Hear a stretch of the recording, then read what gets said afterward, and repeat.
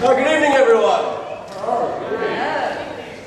Welcome to tonight's reading of Henry IV Part 1. This is the second play, I think, of this year's New Fortune Theatre Readings project, and thank you all for being here.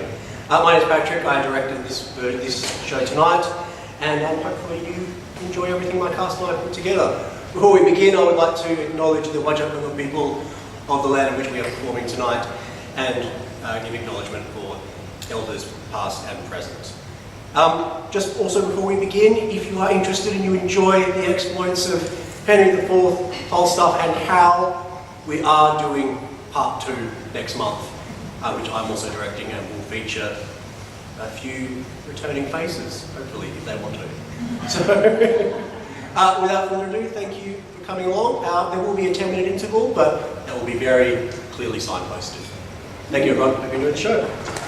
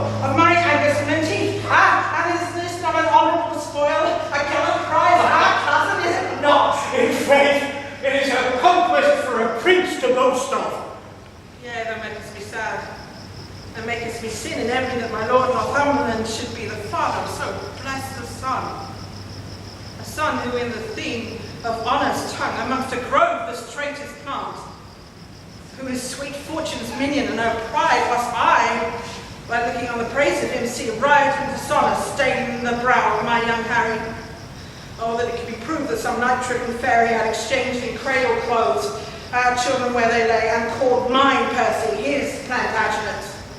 Then would I have his Harry, and he mine. But then from my thoughts, what think you, coz, of this young Percy's pride, The prisoners which he in this adventure hath surprised, to his own use he keeps, and sends me word I shall have none but Mordecai of Fife. This is his uncle's teaching.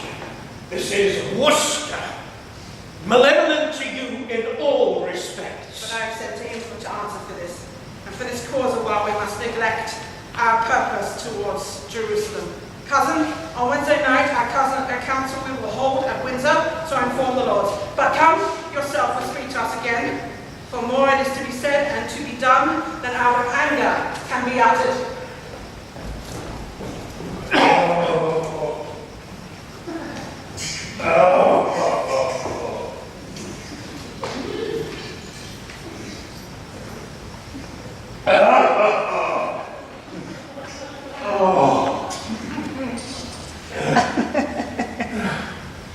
Now, Hal, what time of the day is it, lad? Thou art so fat-witted with drinking, old sack, and unbuttoning thee after supper, and sleeping upon benches afternoon, that thou hast forgotten to demand that truly which thou wouldst truly know. What a devil hast thou to do with the time of day? Unless hours were cups of sack, and minutes capons, and clocks the tongues of boards, and the blessed sun himself a fair hot wench in flame-coloured taffeta, I see no reason why thou shouldst be so superfluous to demand the time of the day. Indeed. You come near me now, Hal. And for we that take persons go by the moon and the 7 stars, and not by Phoebus, he that wandering night so fair. And I prithee, sweet wag, when thou art king, as God save thy grace, majesty, I should say, for grace thou wilt have none. What?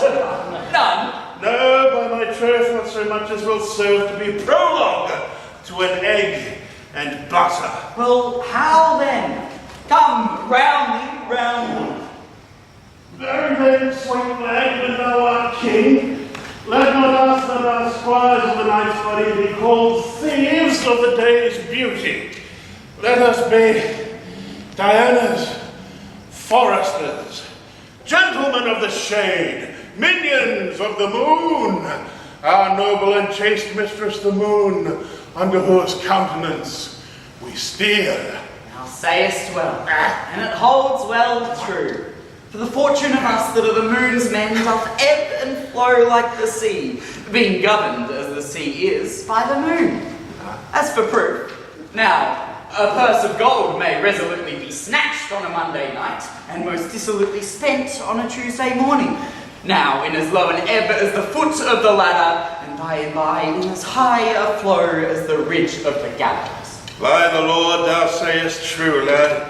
Yea, and so use it that were it not here apparent that thou art heir apparent, shall there be gallows standing in England when thou art king. Do not thou, when thou art king, hang a thief? No, thou shalt.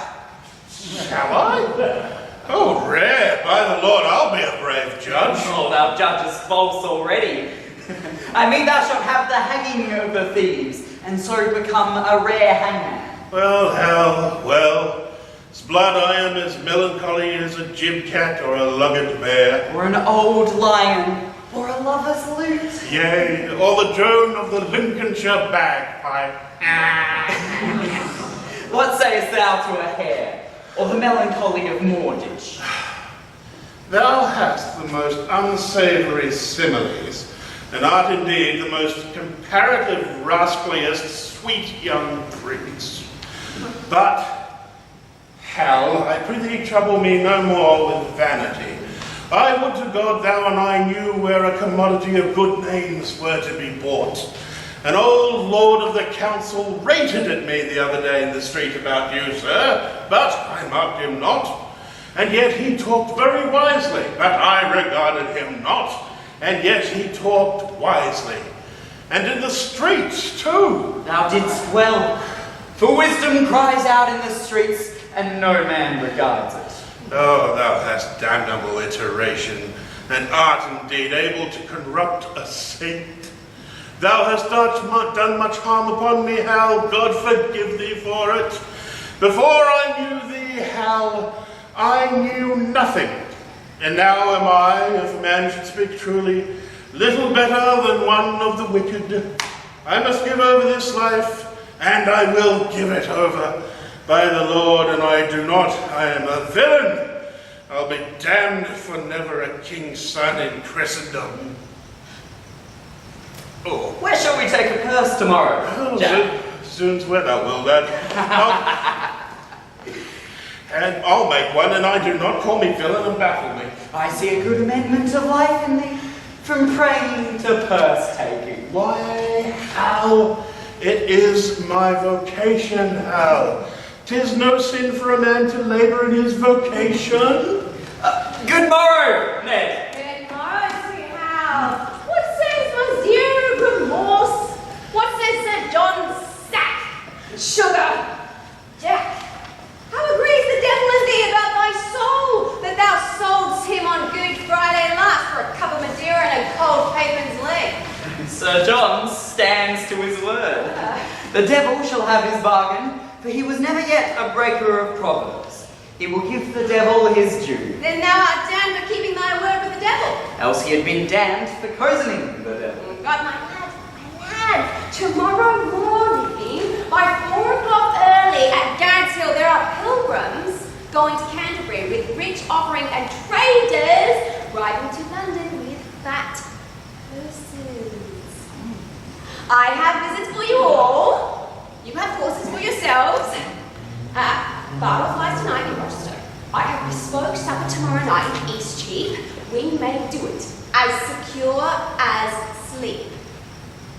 If you will go, I will stuff your purses full of crowns. If you will not, tarry at home and be hanged. Hear ye, Yetwood. If I tarry at home and go not, I'll hang you for going. You will, chops. Hal, wilt thou make one? Who I? Rob? I? A thief? Not I, by my faith. Then thou camest not of royal blood. Oh then, once in my days I'll be a madcap. Why, that's well said. Well, come what will, I'll tarry at home. By the Lord, I'll be a traitor then when thou art king. I care not. Sir John, leave the prince and me alone. I will lay him down such reasons for this adventure, and he shall go. Well, God give thee spirit of persuasion and in the ears of prophecy. And that what thou speakest may move, and what he hears may be believed, that the true prince may, for recreation's sake, prove a false thief for the pure abuses of the time want countenance. Farewell, you shall find me in Eastcheap. Eastcheap. Farewell, the latter spring. Farewell, all Hallow summer. Now, my Lord, ride with us tomorrow. I have a jest to execute that I cannot manage alone. Falstaff, Bardolph, and Pinto shall rob those men that we have already waylaid. Yourself and I will not be there. And when they have the booty, if you and I do not rob them, cut this head off my shoulders. Yea, but 'tis like that they will know us by our horses, by our habits, and by every other appointment to be ourselves. The horses, they shall not see. I'll tie them in the wood. Our visits, we will change after we leave them. And Sarah, I have cases of buckram for the nonce to enmask our noted outward garments. Yea, but I doubt they will be too hard for us. Well, for 2 of them, I know them to be as true-bred cowards as ever turned back. And for the 3rd, if he fight longer than he sees reason, I'll forswear arms. Well, I'll go with thee. Provide us all things necessary, and meet me tomorrow night in Eastcheap. There I'll sup. Farewell. Farewell, my lord.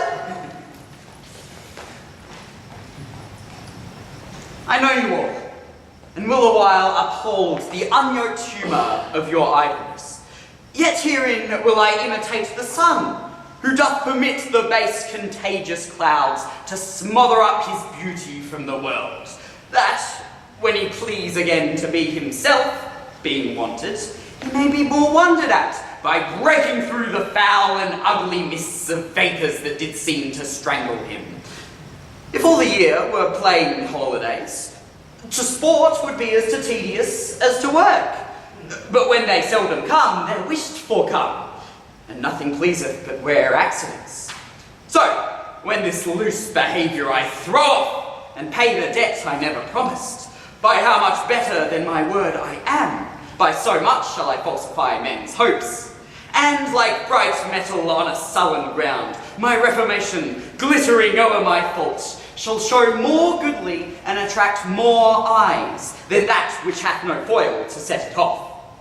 I'll so offend to make offence a skill, redeeming time when men think least I will.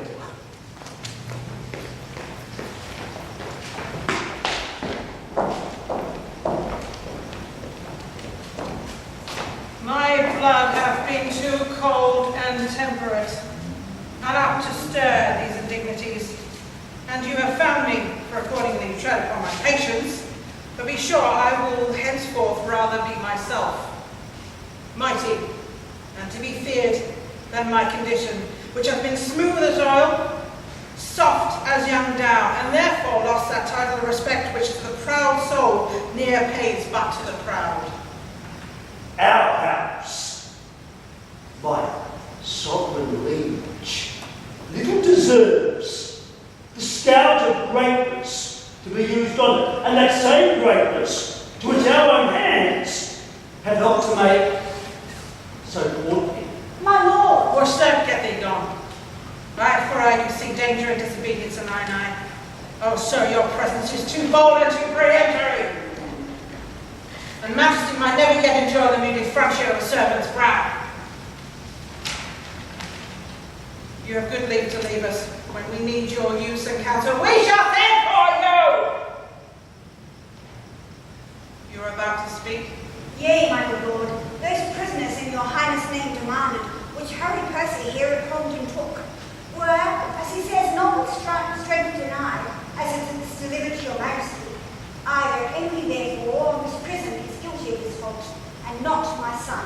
My liege, I did deny no prisoners, but I remember when the fight was done, when I was dry with rage and extreme toil, breathless and faint, leaning upon my sword, came there a certain lord, neat and trimly dressed, fresh as a bridegroom, and his chin new reaped showed like a stubble lamb harvest home. He was perfumed like a milliner, and twixt his finger and his thumb he held a pouncet box, whichever anon he gave his nose and took it away again, who therewith angry, when it next came there, took it in snuff, and still he smiled and talked. And as the soldiers bore dead bodies by, he called them untaught names, unmannerly, to bring a slovenly, unhandsome corpse betwixt the wind and his nobility. With many holiday and lady terms he questioned me, amongst the rest demanded my prisoners in your majesty's part. I then, all smarting from my wounds being cold, to be so pestered with a popinjay, out of my grief and my impatience, and neglecting me, I do not know what, he should or he should not, but he made me mad to see him shine so brisk, and smell so sweet, and talk so like a waiting gentlewoman of guns and drums and wounds. God save them all. Of telling me the sovereignest thing on earth was parmacity for an inward bruise, and that it was great pity, so it was, this villainous saltpetre should be digged out of the bowels of the harmless earth, which many a good tall fellow had destroyed so cowardly. Oh, and but for these vile guns, he himself would have been a soldier. This bold, unjointed chat of his, my lord, I answered indirectly. As I said, when I beseech you, let not his report come current for an accusation betwixt my love and your high majesty. The circumstance considered, good my lord, what our Lord Harry Percy then said to such a person and in such a place at such a time, with all the rest retold, may reasonably die, and never rise to do him wrong or any way of each. What he said then, so he unsay it now. Why yet he doth deny his prisoners, and with proviso and exception, that we at our own charge shall ransom straight his brother-in-law, the foolish Mortimer, who on my soul hath wilfully betrayed the lives of those he did lead to fight against that great magician down at Glendower. Shall we fight treason? Shall our coffers then be empty to redeem a traitor home? No, on the barren mountains let him starve. For I shall never hold that man, my friend, whose tongue shall ask me for 1 penny cost to ransom home revolted Mortimer. Revolted Mortimer! He never did fall off my sovereign liege, but by the chance of war.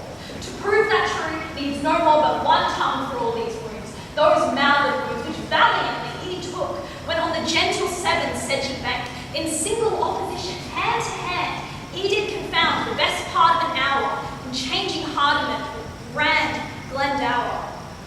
Then let not him be slandered with revolt. Thou dost belie me, Percy. Thou dost belie me. He never did encounter with Glendower. Art thou not ashamed? But, Sirrah, henceforth, there be not he who speak of Mortimer. Send me your prisoners with the speediest means, or you shall hear in such a kind from me as will displease you. My Lord Northumberland, we license your departure with your son. Send us your prisoners, or you will hear of it. And if the devil hath brought them, I will not send them. Will after straight and tell him so, for I will ease my heart, albeit to make a hazard of my head. What? Trumpery collar? Stay and pause a while. Here comes your uncle. Speak of Mortimer. Zoons, I will speak of him. Let my soul want mercy if I do not join with him. But I will lift the downtrodden Mortimer as high in the air as this unthankful king, as this ingrate and cankered Bolingbroke. Brother, the king has made your nephew mad. Who struck this head up after I was gone? He will forsooth have all my prisoners, and when I urge the ransom once again of my wife's brother, then his cheek looked pale, and on my face he turned an eye of death, trembling at even the name of Mortimer. I cannot blame him. Was not he proclaimed by Richard at Dead Ears the next of blood? He was, I heard the proclamation. And for whose death we in the world's wide mouth live scandalized and foully spoken of. But soft, I pray you. Did King Richard then proclaim my brother, Edmund Mortimer, heir to the crown? He did myself to hear it. Nay then, I cannot blame his cousin king that wished him on the barren mountain starve.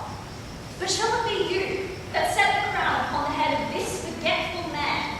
Shall it for shame be spoken in these days, or fill up chronicles in time to come, that men of your nobility and power did gauge them both in an unjust behalf, as both of you, God pardon, have done, to put down Richard, that sweet, lovely rose, and plant this thorn, this canker, Bolingbroke? And shall it more shame be further spoken, that you are fooled, discarded, and shook off by him, whom these shames ye underway? Therefore, I say, Peace! Cousin, say no more. And now, I will unclasp a secret book. And to your quick conceiving discontents, I'll read you matter deep and dangerous, as full of peril and adventurous spirit as to overwalk a current roaring loud on the steadfast footing of a spear. if ye fall in, good night, or sink or swim. By heaven, methinks it were an easy leap to pluck bright honour from the pale-faced moon, or dive into the bottom of the deep, where fathom line could never touch the ground, pluck up drowned honour by the locks, so that he that doth redeem her thence might wear without rival all her empty days. Out upon this half-faced fellowship, He apprehends the world figures here, but not the form which it should take. Good cousin, give me audience for a while. cry you mercy. Those so say, noble Scots, that you have for prisoners. I'll keep them all, By God, he shall not have a scot of them. No, if the Scot would save his soul, he shall not. I'll keep them by this hand. You start away, and let me know ear to my purposes. Those prisoners that you have, Nay, I will keep. That's right. He said he will not ransom Mortimer, forbade my tongue to speak of Mortimer, but I will find him when he lies asleep, and in his ear I'll holler, Mortimer! Nay, I'll have a starling be taught to speak nothing but Mortimer! Give it to him to keep his anger still in motion. hear you, cousin, a word? All studies here I solemnly defy, save how to gall and pinch this Bolingbroke. And that same sword and buckler Prince of Wales, but that I think his father loves him not, and will be glad he maketh some his chance. I would have him poisoned with a pot of ale. Farewell, kinsman, because I'll speak to you when you are better tempered. Why, what a wasp, stung and impatient fool, tying thine ear to no tongue but thine own. Why, look you, I am whipped and scourged with rods, nettled and stung with pismires, when I hear of this vile politician Bolingbroke.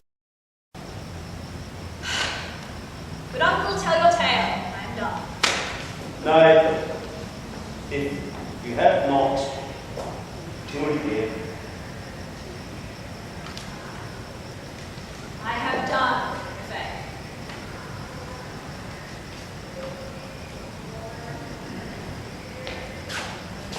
once more to your Scottish prisoners. Deliver them up without their great ransom straight, and make Douglas' son your only mean or powers in Scotland, which for diverse reasons, which I shall send you written, be assured, easily be granted. You, my lord, with your son in Scotland, being thus employed, shall secretly sink into the bosom of that same noble prelate, well beloved, the Archbishop. Of yours, and I. True, who bears hard his brother's death at breast of the Lord's Spring.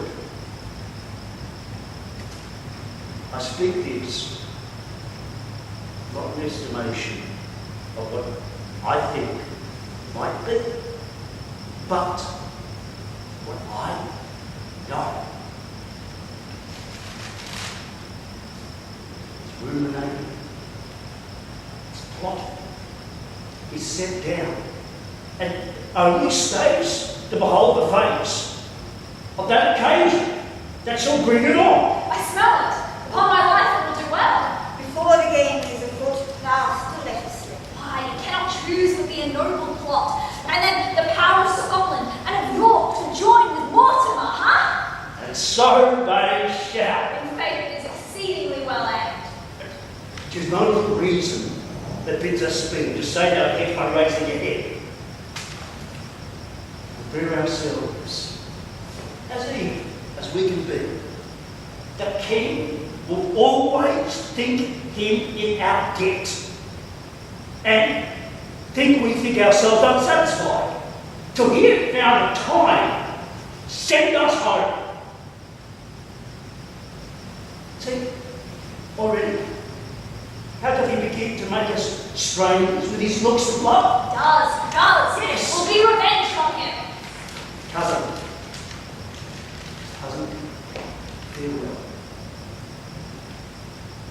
No further go in this than I by letter shall direct your course when the time is ripe, which will be suddenly.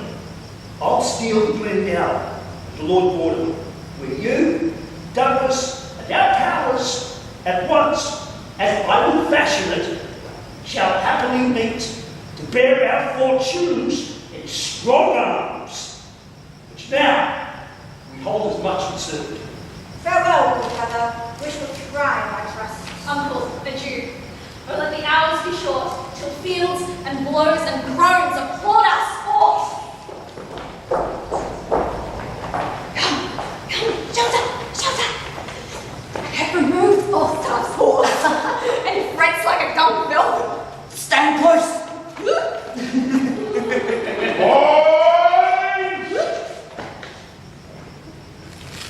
Point and be hanged! Point!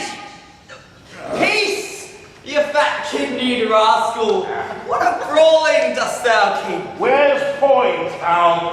He has walked up to the top of the hill. I'll go seek him.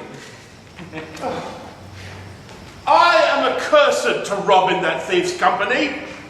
The rascal hath removed my horse and tied him I know not where. If I travel but 4 foot by the square further afoot, I shall break my wind. Well, I doubt not but to die a fair death for all this, if I escape hanging for killing that rogue. Poins! How? A plague upon you both. Barloff! Peto?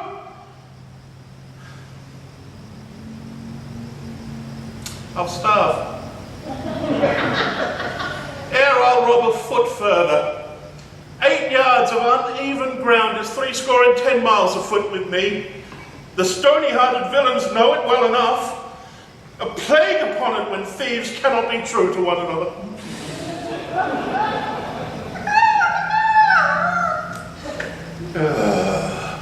A plague upon you all. Give me my horse, you rogues. Give me my horse and be hanged. Peace, you fat guts! Lie down. Lay thine ear close to the ground, and list if thou can hear the tread of travellers. Have you any levers to lift me up again, being down? I prithee, good Prince Hal, help me to my horse, good King. Oh, out you rogue! Shall I be your ostler? Hang thyself in thine own heir-apparent garters. If I be taken, I'll be peach for this. And I have not ballads made on you all and sung to filthy tunes. Let a cup of sack be my poison. When a jest is so forward and afoot too, I hate it. Stand! So I do against my will. Oh, I know his voice. Barloff, what news? Catchy, on your visage, there's money of the king's coming down the hill. 'Tis going to the king's exchequer. You lie, you rogue. 'Tis going to the king's tavern. Sirs, you three shall front them in the narrow lane. Ned Poins and I shall walk low. If they escape from your encounter, then they light on us. How many be there in them? Some 8 or 10. Zoons, will they not rob us? What? A coward? Sir John Paunt? Indeed, I am not John of Gaunt, your grandfather, but yet no coward, Hal. Well, you leave that to proof. Sirrah Jack, thy horse, stands behind the hedge. When thou needst him, there thou shalt find him. Farewell, stay fast. Now cannot I not strike him if I should be hanged? Ned, where are our disguises? Now, my masters, every man to his business. Come, neighbour, the boys shall lend our horses down the hill. We'll walk afoot a while and ease our limbs. Stand! Right! Down with them! Cut the villains' throats! Ah! Whoreson caterpillars! Bacon-fed knaves! Young men must live! They hate us, youth. Down with them! Release them! Oh, we are done, both we and ours forever. Hang ye gourd-bellied knaves, are we undone? No, you fat chuffs, I would your score were here. On, bacons, on. What, ye knaves, young men must live?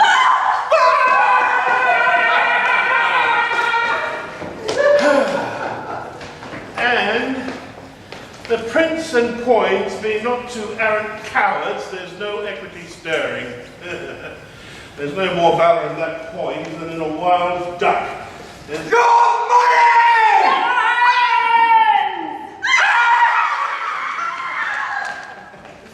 The sack!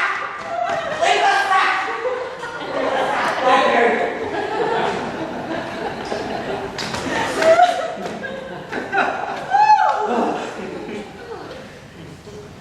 Got with not too much unease. Yes. Now, merrily to horse. Away, good Ned! Falstaff sweats to death. Were it not for laughing, I should pity him. Oh, and the great road roared.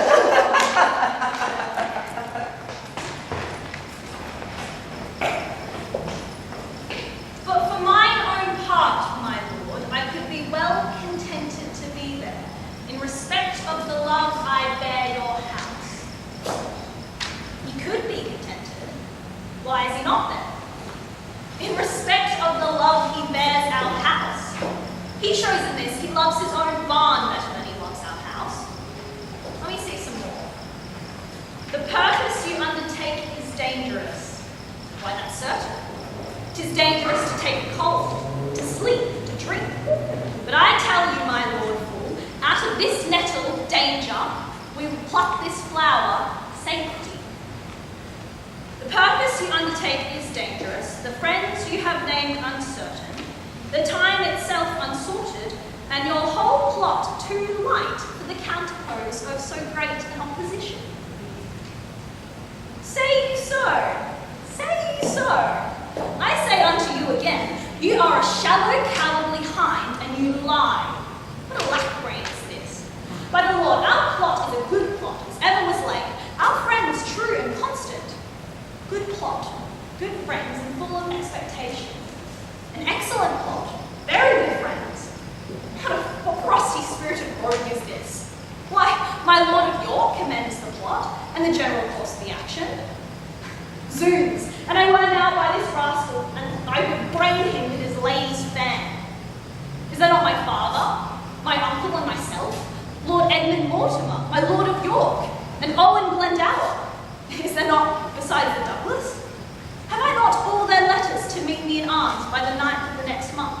And are there not some of them set forward already? What a pagan rascal is this? An infidel! Ha! You shall see now in very sincerity of fear and cold heart will lead to the king, to lay open all our proceedings. Oh, I could divide myself and go to buffets, for moving such a dish of skim milk with so honourable an action. Hang in, let him tell the king. We are prepared. I will set forward tonight. Oh, come out there. I must leave you within these 2 hours. My good lord, why are you thus alone? For what offence have I this fortnight been a banished woman from my Harry's bed? Tell me, sweet lord, what is it that takes from thee thy stomach, pleasure, and thy golden sleep? Why dost thou bend thine eyes upon the earth, and start so often when thou sittest alone? Why hast thou lost the fresh blood in my cheeks, and given my treasures and my rights to thee to thick-eyed musing and cursed melancholy? Some heavy business hath my lord in hand, and I must know it, else he loves me not. What is it carries you away? Why, my horse, my love, my horse. Oh, can't you imagine, eh? I'll know your wicked business, Harry, that I will. I knew my brother Mortimer to stir about his title, and have sent for you to line his enterprise. But if you go, So far afoot I shall be wary, love. in faith, break thy finger, Harry, and if thou wilt not tell me all things true, What sayest thou, Kate? What wouldst thou have with me? do you not love me? Well, do not then, for since you love me not, I will not love myself. Do not you love me? Wilt thou see me ride? When I am a horseback, I should swear I love thee indeed. But hark you, Kate, I must not have you henceforth question me. This evening must I leave you, gentle Kate. Thou wilt not utter what thou dost not know. And so far will I trust thee, gentle Kate. So far, not an inch further. But hark you, Kate, whither I go, thither shall you go too. Today I will set forth, tomorrow you. Will this content you, Kate? Must, of course.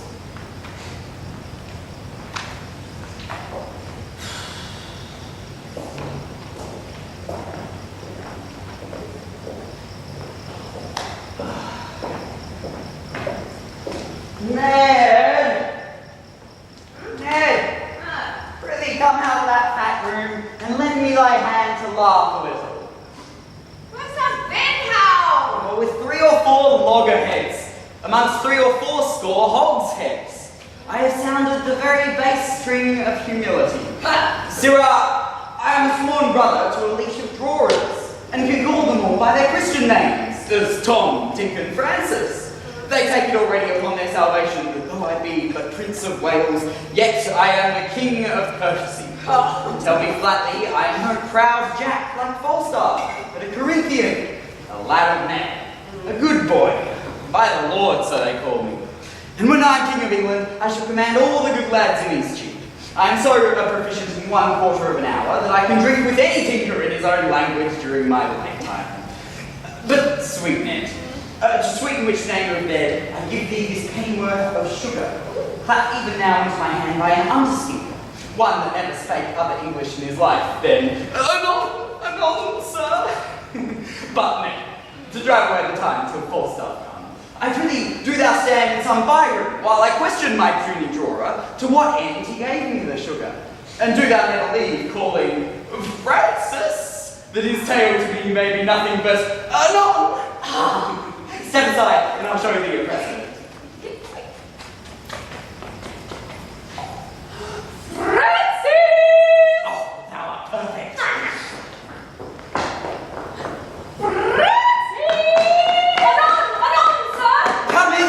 Francis?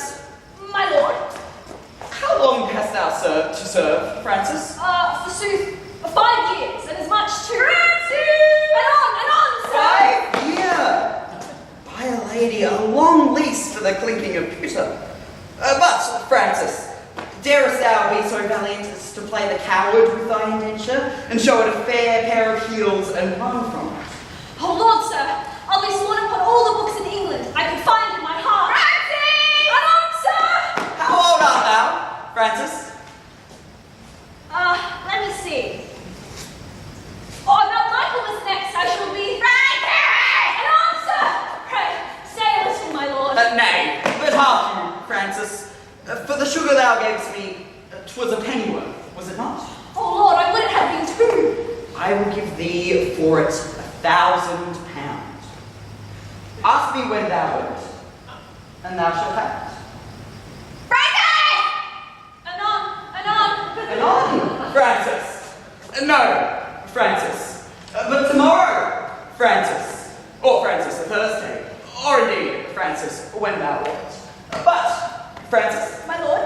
Wilt thou rob this leathern jerkin, crystal button, not painted, agate ring, puke stocking, caddis garter, smooth tongue, Spanish pouch? Oh Lord, so who do you mean? Away you rogue! Dost thou not hear them call?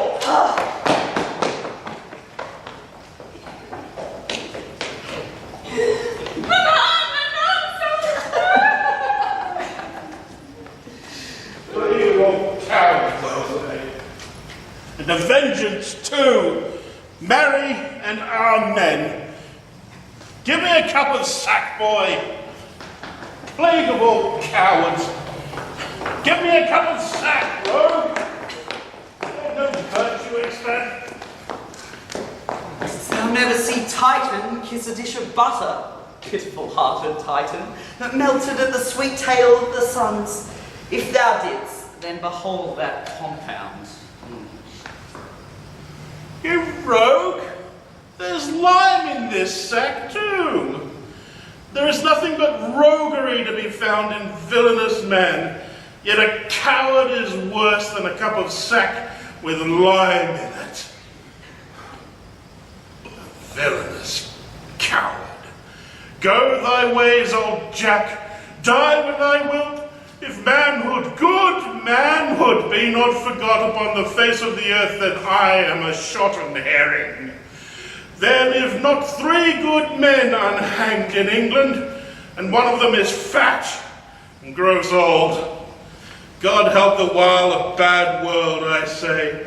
The plague of all cowards, I say still. How now, Woolsack, what mutter you? A king's son. If I do not beat thee out of thy kingdom with a dagger of lath, and drive all thy subjects afore thee like a flock of wild geese, I'll never wear hair on my face more. You, Prince of Wales. Why, you whoreson round man? What's the matter? Are you not a coward? Answer me to that. And points there. Zoot, you fat punch! Call me a coward and I'll stab thee! I call thee coward? I'll see thee damned ere I call thee coward. But I would give £1,000 I could run as fast as thou canst. You care not who sees your back. You call that backing of your friends? A plague upon such backing. Give me them that will face me. Now give me a cup of sack. I am a rogue if I drunk today. Oh, villain, I lived to scarce twice since thou drunkest last. All is one for that. Plague of all cowards, still say I. What's the matter? What's the matter? There be 3 of us here have taken £1,000 this day morning. Where is it, Jack? Where is it? Where is it? Taken from us it is. 100 upon poor 3 of us. What? 100, man? I have escaped by miracle. I am 8 times thrust through the doublet, 4 through the hose, my buckler cut through and through, my sword hacked like a handsaw, ecce signum. I never dealt better since I was a man. All would not do. A plague of all cowards. Let them speak. If they speak more or less than truth, they are villains and the sons of darkness. Speak, sirs. How was it?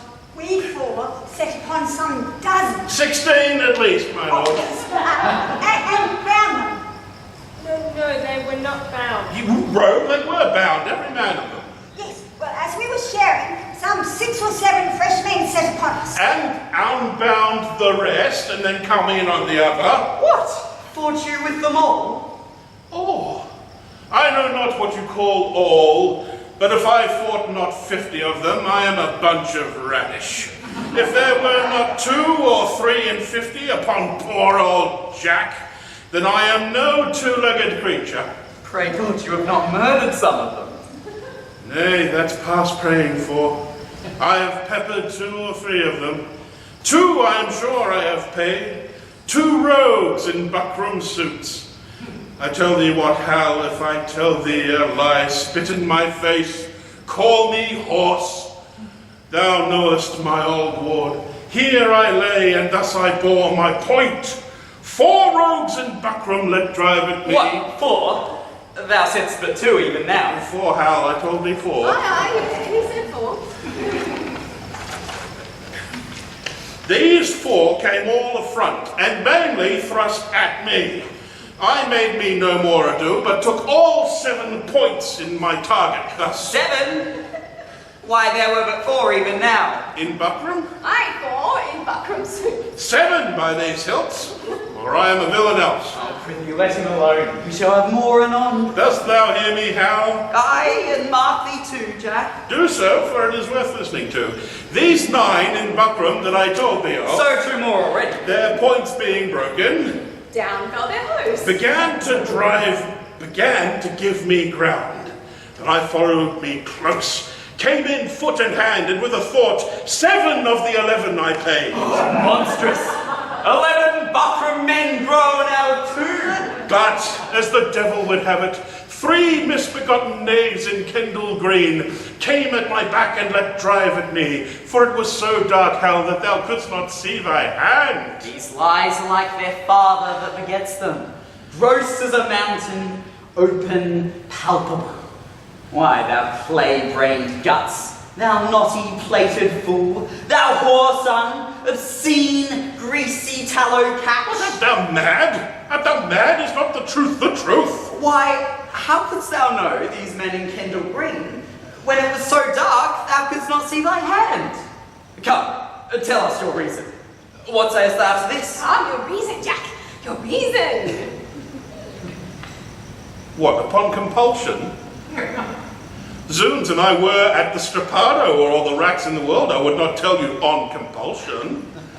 Give you a reason on compulsion?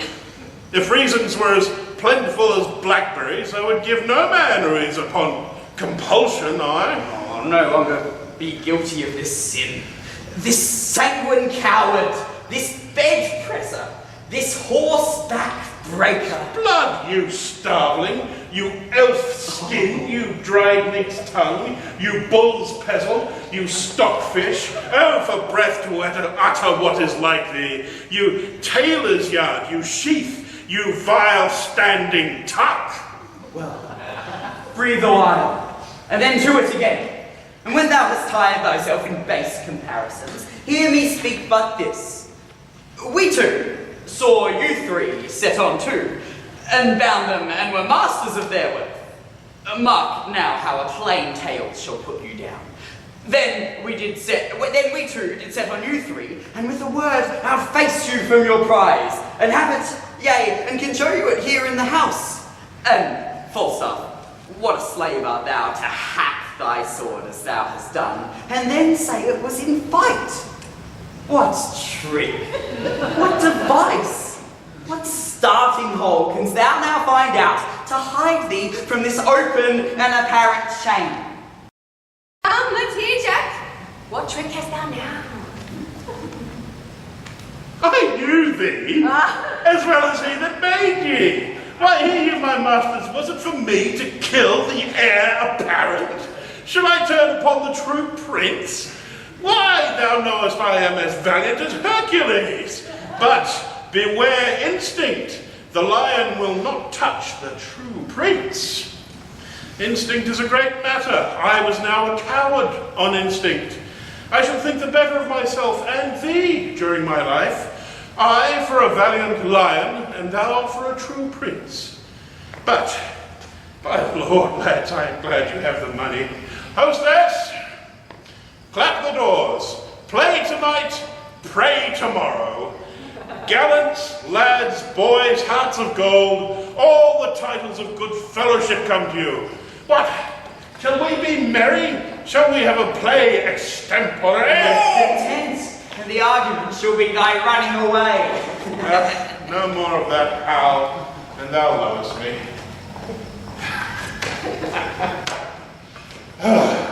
Oh, Jackson, my lord the prince. How now, my lady the hostess? What sayest thou to me?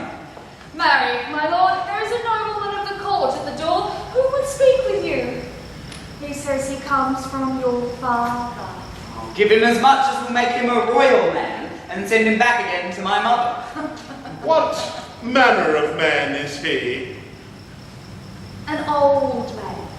What doth gravity out of his bed at midnight? Shall I give him his answer? Oh, prithee do, Jack. Faith, and I'll send him packing. Now, sirs, by the lady, you fought fair. So did you, Pico. So did you, Barloff. You were lions too. You ran away on instinct. You would not touch the true prince. No, fine.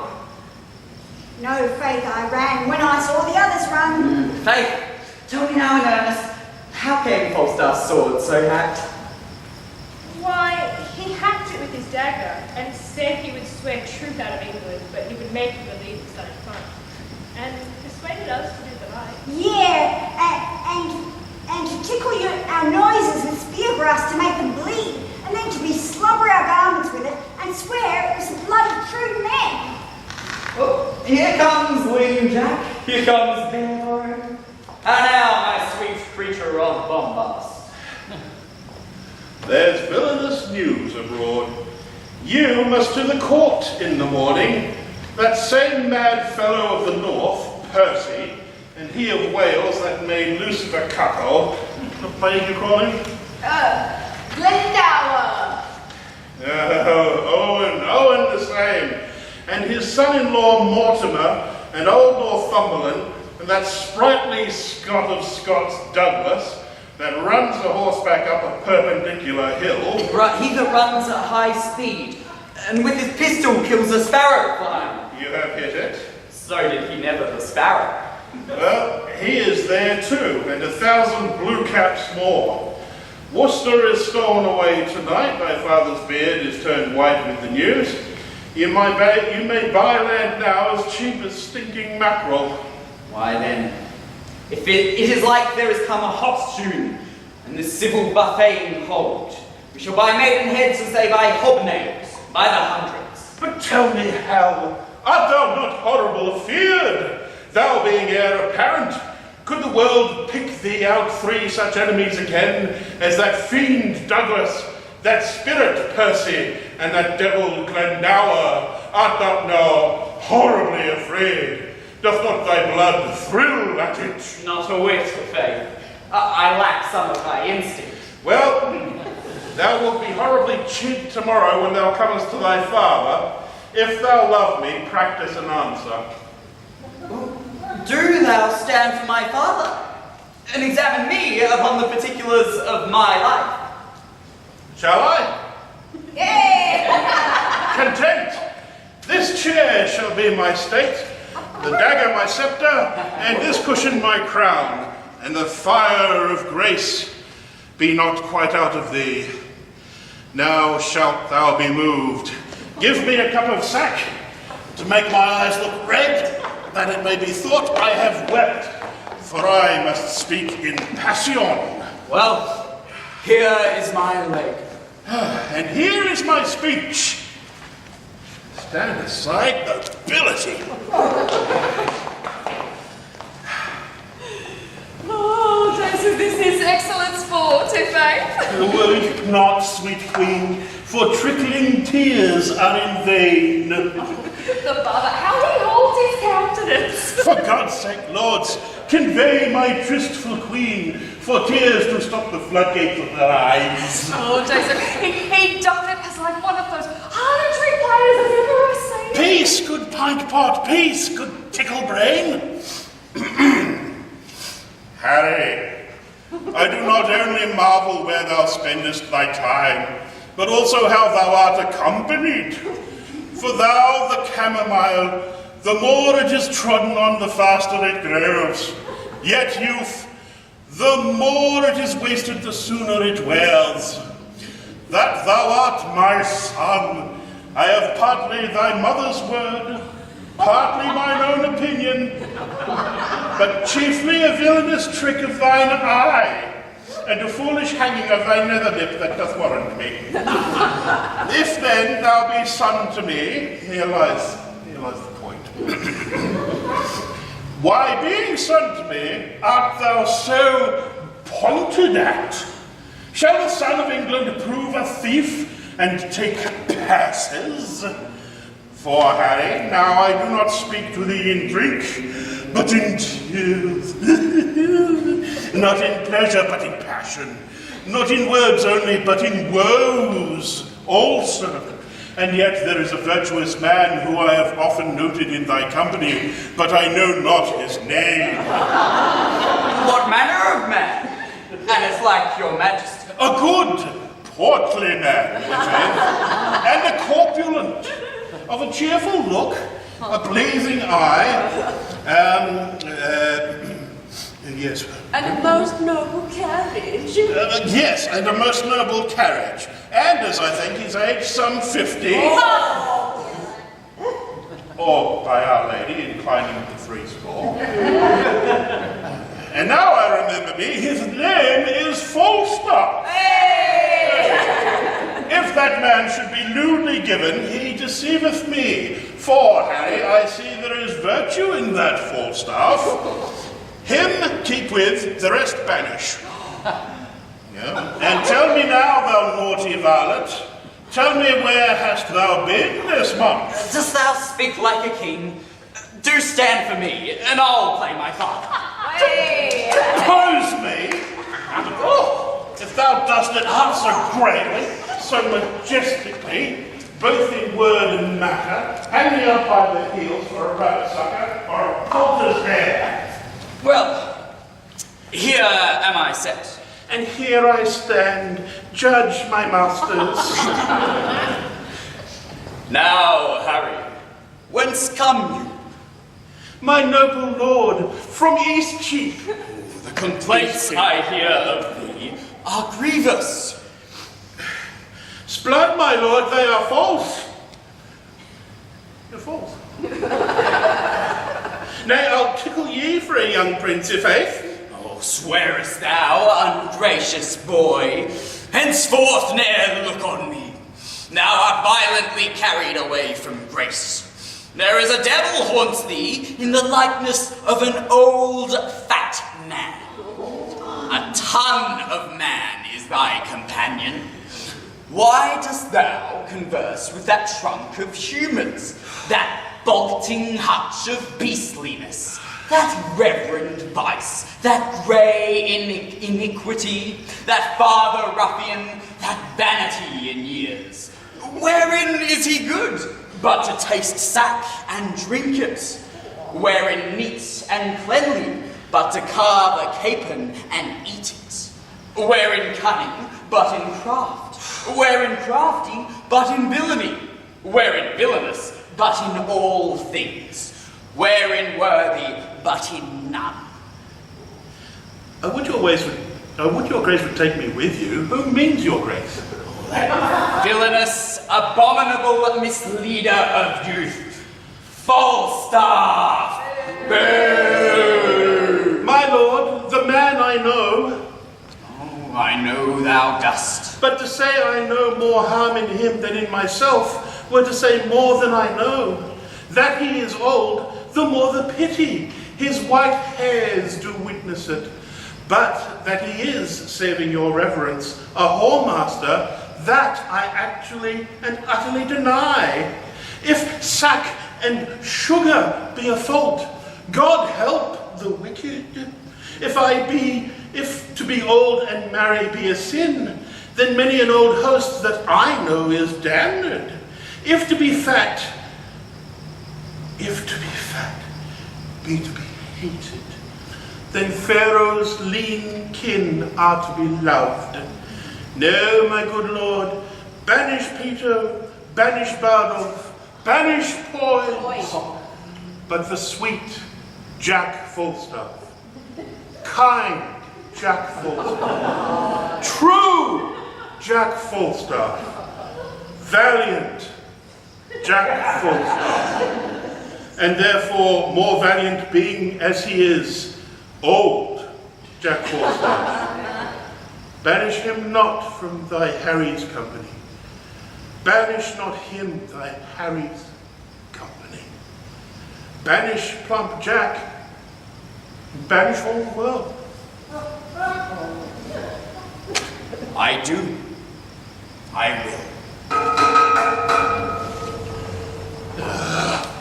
Oh, my lord, the sheriff with a man must watches at the door. Out your robe, play out the play. I have much to say in the behalf of this Falstaff. Oh, Jesu, my lord, my lord! Hi, the devil rides upon a fiddlestick. What's the matter? They are come to search the house. Shall I let them in? Dost thou hear, Hal? Never call a true piece of gold a counterfeit. Thou art essentially made without seeming so. Thou a natural coward without instinct. I deny your major, if you will deny the sheriff so. If not, let him enter. If I become not the hangman's cart as well as another man, a plague upon my bringing up. I hope I shall as soon be strangled with a halter as another. Go, hide thee behind the arras. The rest walk above. Now, my masters, for a true face and a good conscience. Both of which I have had, but their date is out. And therefore I'll hide. Call in the sheriff.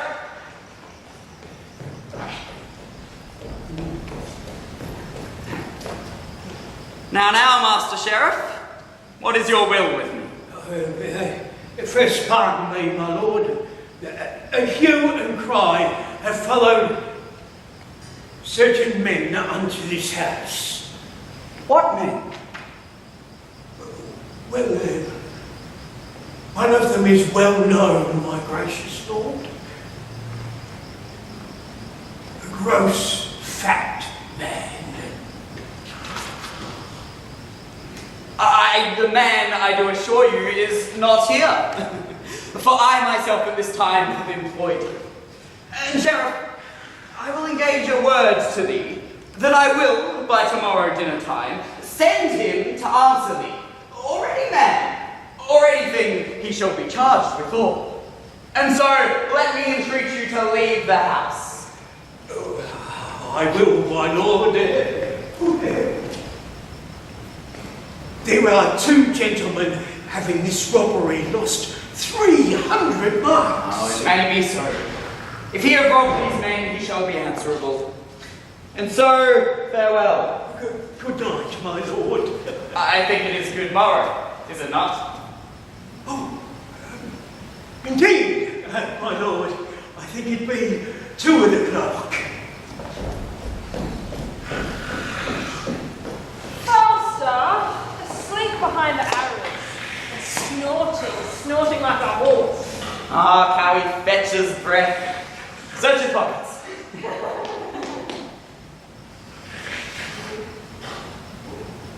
What hast thou found? Nothing but papers, my lord. Oh, let's see what they be. Monstrous. But 1 halfpenny worth of bread to this intolerable deal, sack. What there is else, keep close. We'll read it more at advantage. There, let him sleep till day. I'll to the court in the morning. We must all to the wars, and thy place shall be honourable. I'll procure this fat rogue a charge of foot, and I know his death shall be a march of 12 score. The money shall be paid back again with advantage. He would be betimes in the morning, and so good morrow, Peter. Good morrow, good morrow.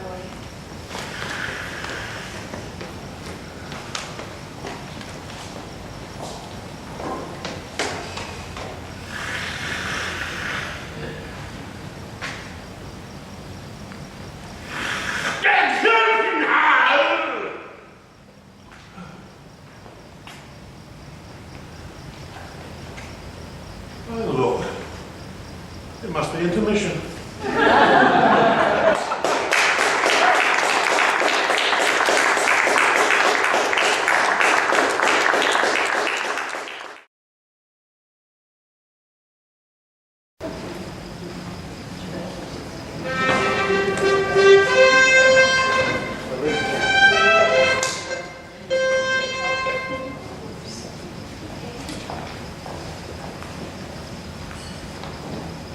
These promises are fair, the parts are sure, and our introductions full of prosperous.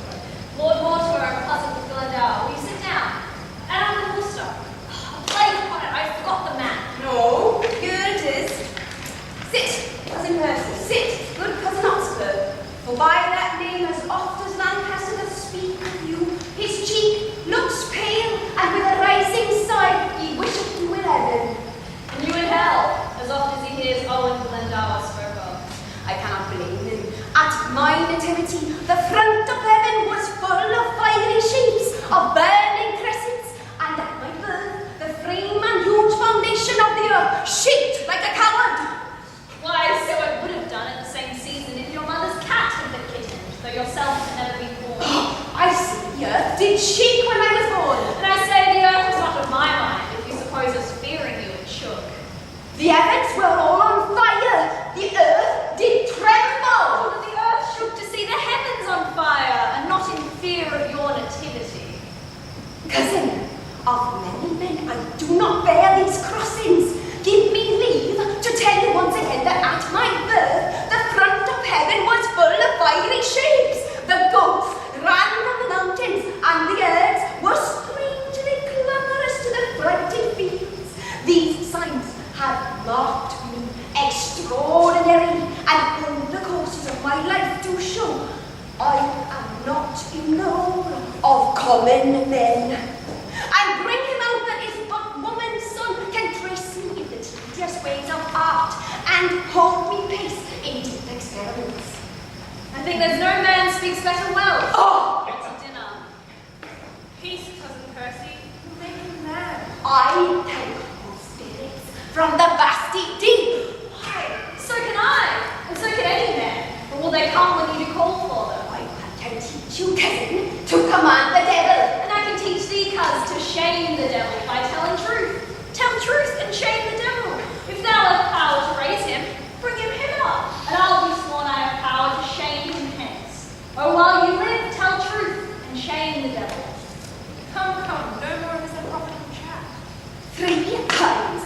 Henry Bolingbroke made head against my power, freed from the pants of wine, and Sandy Bottom 7 had I sent him bootless home and weather-beaten back.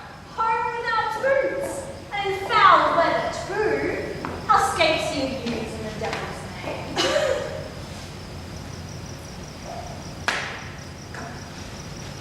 Here is the map. Shall we divide our land according to our equal order taken? The Archdeacon hath divided it into 3 limits, very equally. England from Trent to Severn hitherto. Tomorrow, Cousin Percy, you and I, and Cousin Winchester, will set forth to meet your father at the Scottish Tower, as has appointed us at Shrewsbury. My father Glendower is not ready yet, nor shall we need his help with it till later. Within this space, you may have drawn together your tenants, friends, and neighbouring countries. Shorter time just than meeting alone. Methinks my moiety, north from Burton here, in quantity equals not one of yours. See how this river comes me cranking in and cuts me from the best of all my land. A huge half moon, a monstrous cantaloupe. I'll have the current in this place stand up, and here the smug and silver Trent shall run in a new channel, fair and evenly. It shall not wind with such a deep indent to rob me of so rich a bottom here. Not wind. It shall. It must. You see it doth. Yea, but mark how he bears his course and runs me up with like advantage on the other side, gilding the opposed continent as much as the other side attempts to do. Yea, but I will charge, we'll trench in here, and then on the north side, this cable land, he then runs straight and even. I'll have it so. A little charge will do it. I'll not have it altered. Or will not you? No, you shall not. Who shall say me nay? Why, that will I. Let me not understand you then. Speak it in Welsh. I can speak English, Lord, as well as you. For I was trained up in the English court, where being was young, I framed them to the harp. And many an English did lovely well, and gave the tongue a helpful ornament. A virtue that was never seen in you. Married, and I'm glad of it with all my heart. I'd rather be a kitten and cry mew than one of these same meter ballad monks. I'd rather hear a brazen candlestick turn or a dry wheel grate on the axle tree, and that would set my teeth nothing on edge, nothing so much as mincing poetry.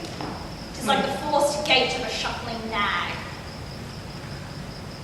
Come, you shall have Trent turn.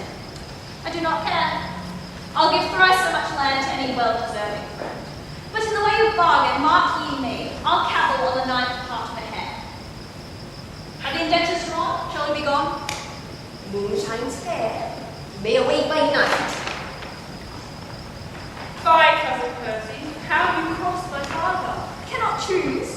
Sometimes he angers me with telling me of the mole-warp and the ant, of the dreamer Merlin and his prophecies, and such a deal of skimble-scandal stuff as puts me from my fame.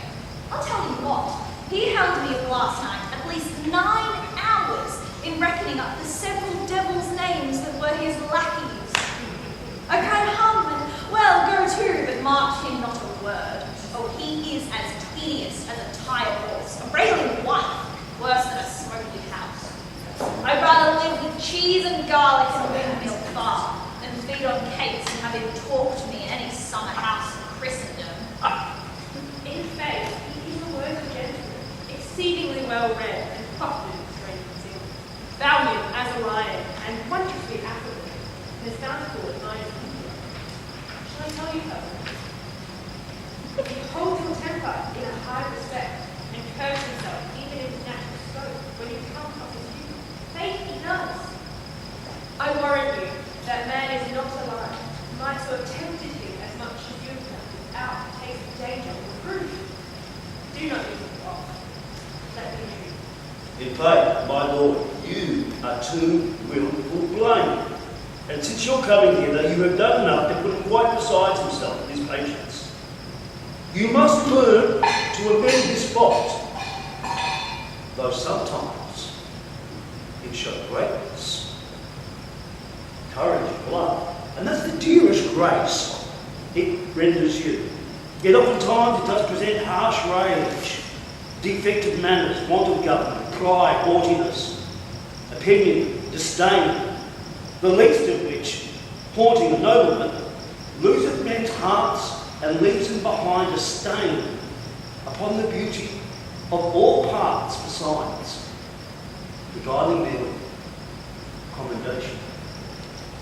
Well, good manners for your speed. Come, Lord Baltimore, you are as slow as hot. Lord Percy is on fire to go. This out of his drawer will but seal and then to horse immediately. With all my power.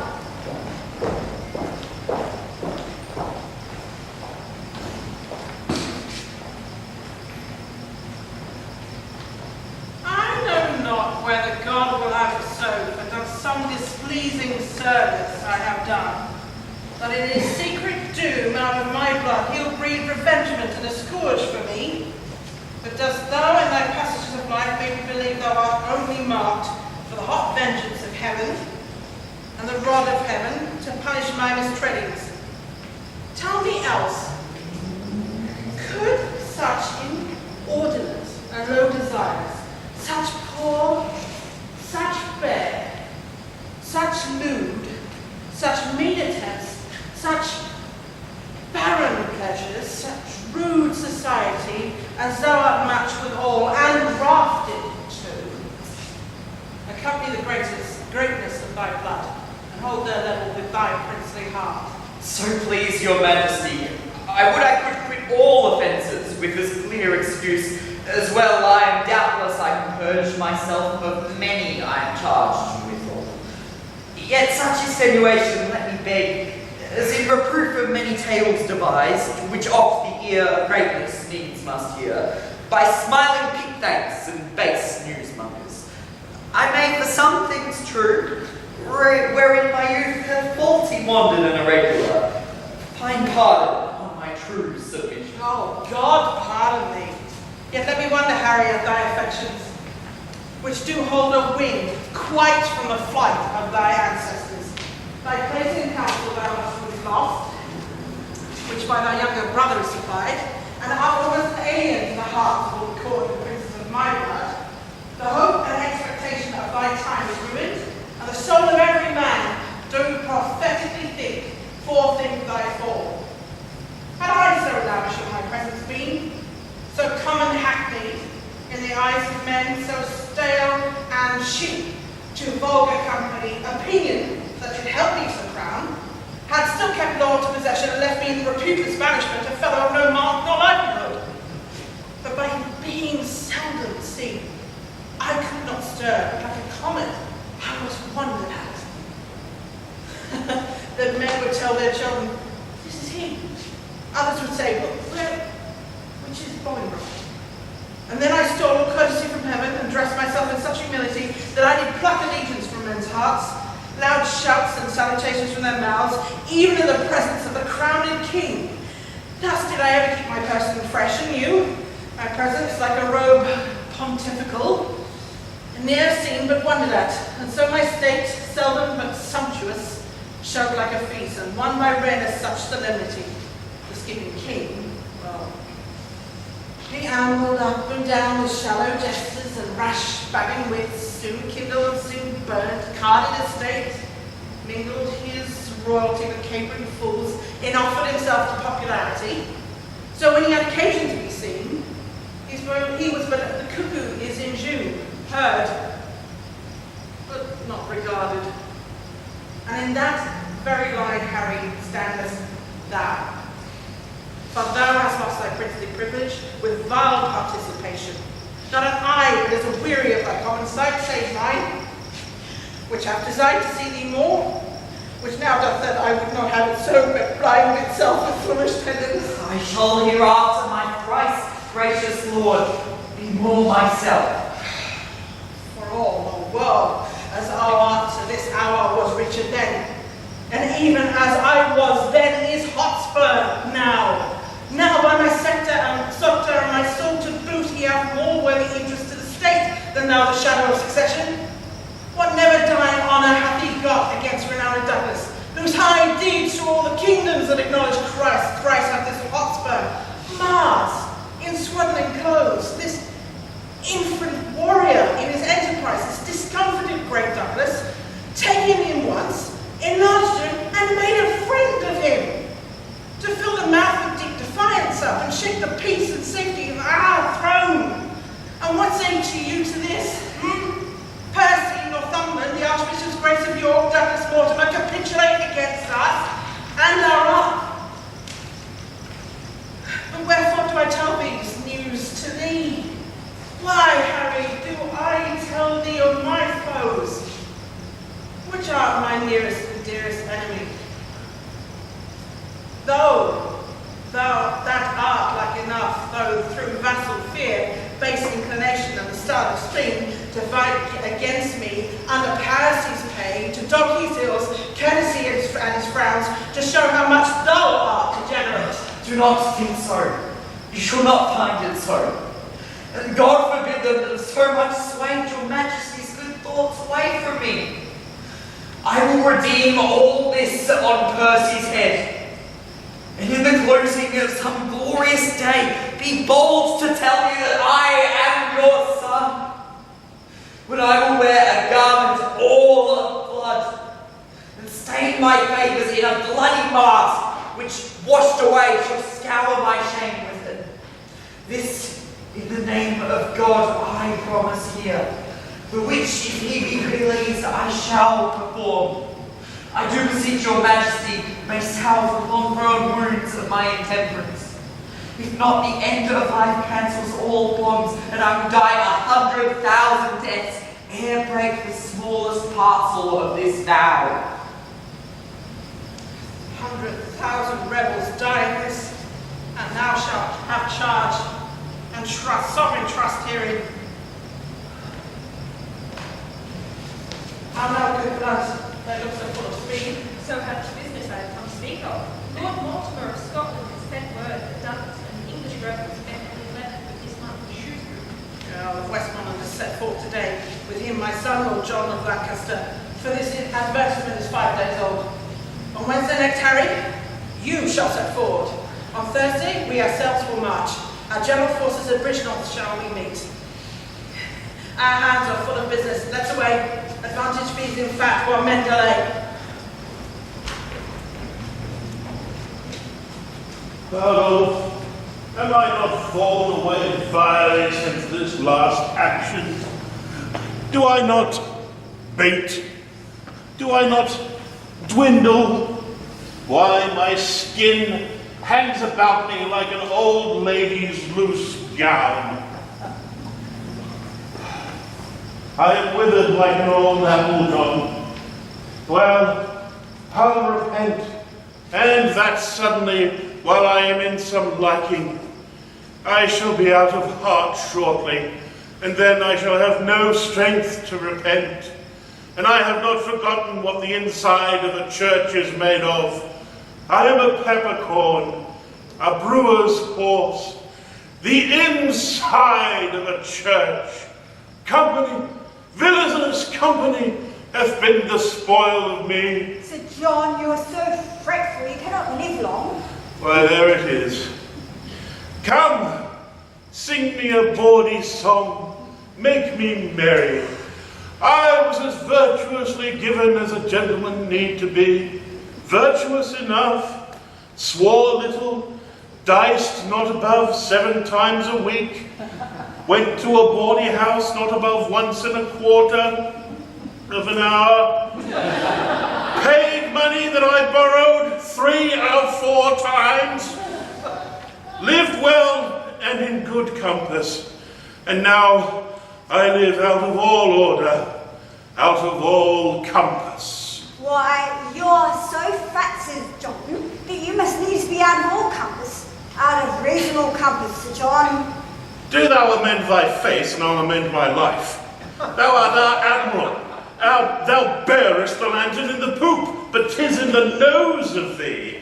Thou art the knight of the burning lamp. Why, Sir John, my face does you no harm. No, I'll be sworn, I make as good use of it as many a man doth of a death's head, or a memento mori.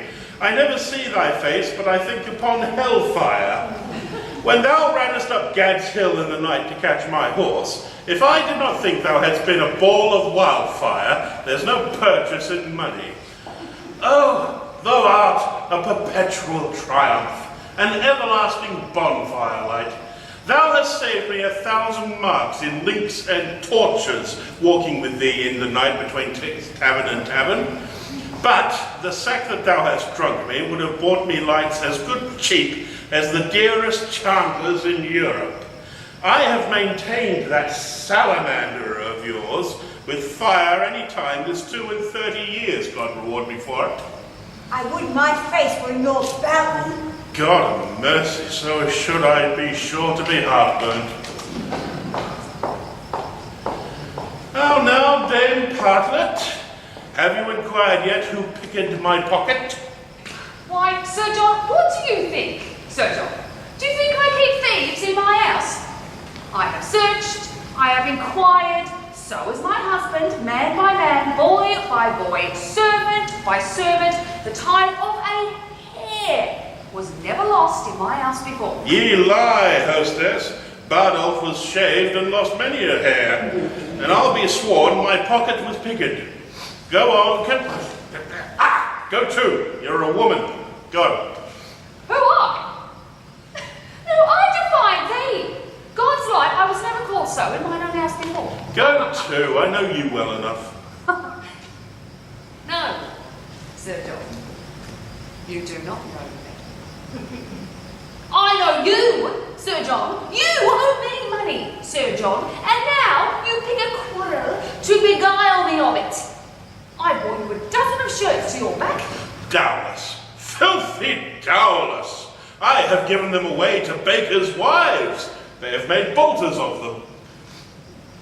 Now as I am a true woman, Holland of 8 shillings an ell, you owe me money here besides, Sir John, for your diet and my drinkings, and money lent you, £4.20. He had his part of it, let him pay. Hey, the lassie is poor, he had nothing. How? Poor? Look upon his face. What call you rich? Let them coin his nose, let them coin his cheeks. I'll not pay a denier. Shall I not take mine ease in mine inn, but I shall have my pocket picked? I have lost a seal ring of my grandfather's worth 40 mark. Sir, I have heard the prince tell him, I know not how oft, that ring was copper. How? The prince is a jack, a sneak cup. His blood and he were here, I would cudgel him like a dog if he would say so. How now, lad? Is the wind at the door, o' faith? Must be more marsh.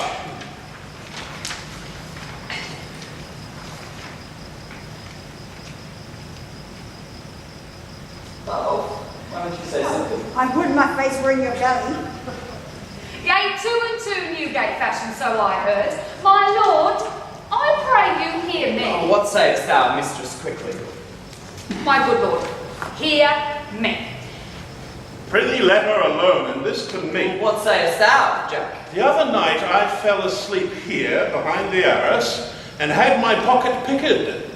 This house is turned bawdy house, they pick pockets.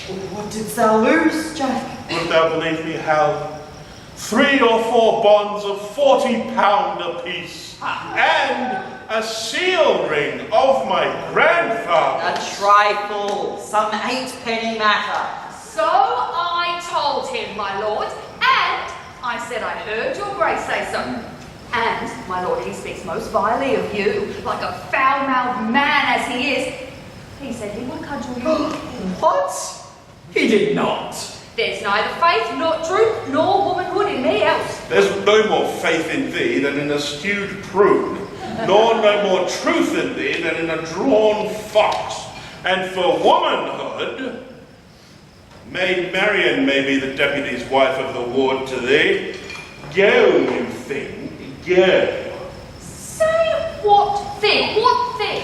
What thing? Why, a thing to thank God on. I am no thing to thank God on. I would thou shouldst know it. I am an honest man's wife. And setting thy knighthood aside, thou art a knave to call me so. Setting thy womanhood aside, thou art a beast to say otherwise. Say what beast? Thou knave, thou? What beast? Why, an otter. An otter, Sir John. Why an otter? Why, she's neither fish nor flesh. A man knows not where to have her. Thou art an unjust man in saying so. Thou or any man know where to have me. Thou knave! Thou sayest true, hostess, and he slanders thee most grossly.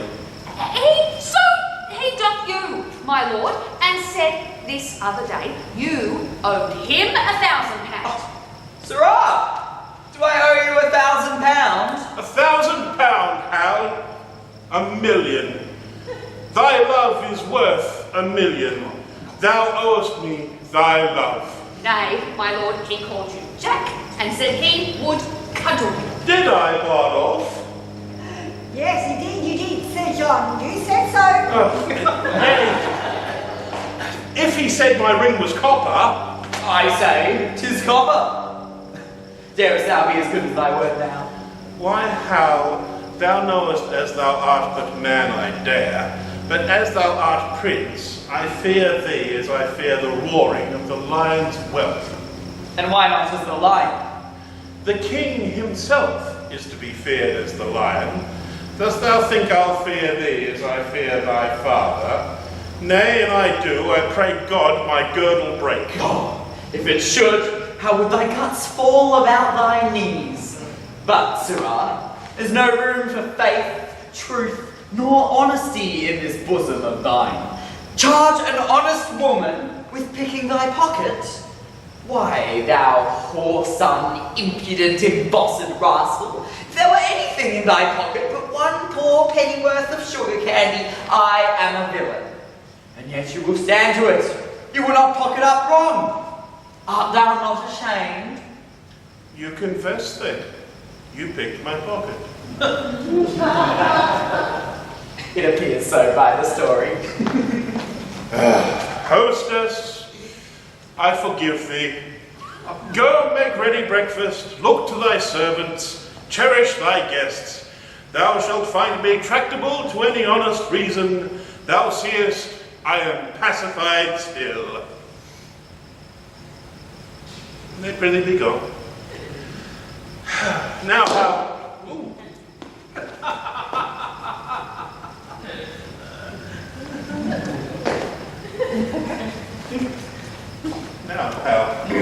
Now, to the news of court for the robbery, lad. How is that answered? Ah, my sweet leaf. I must still be good angel to thee.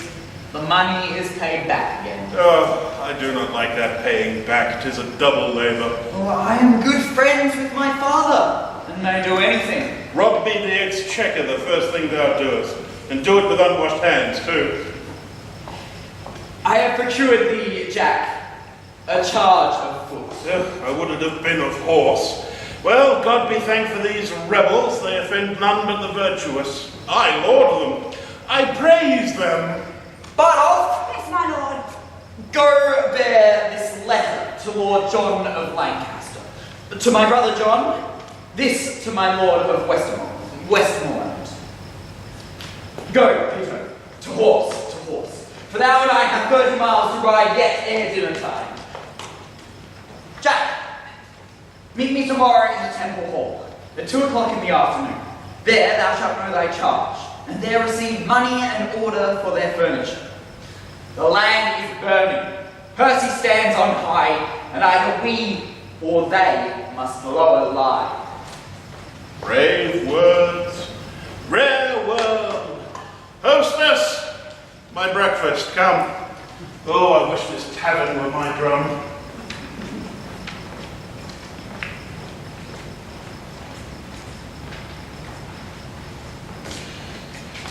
Ha ha!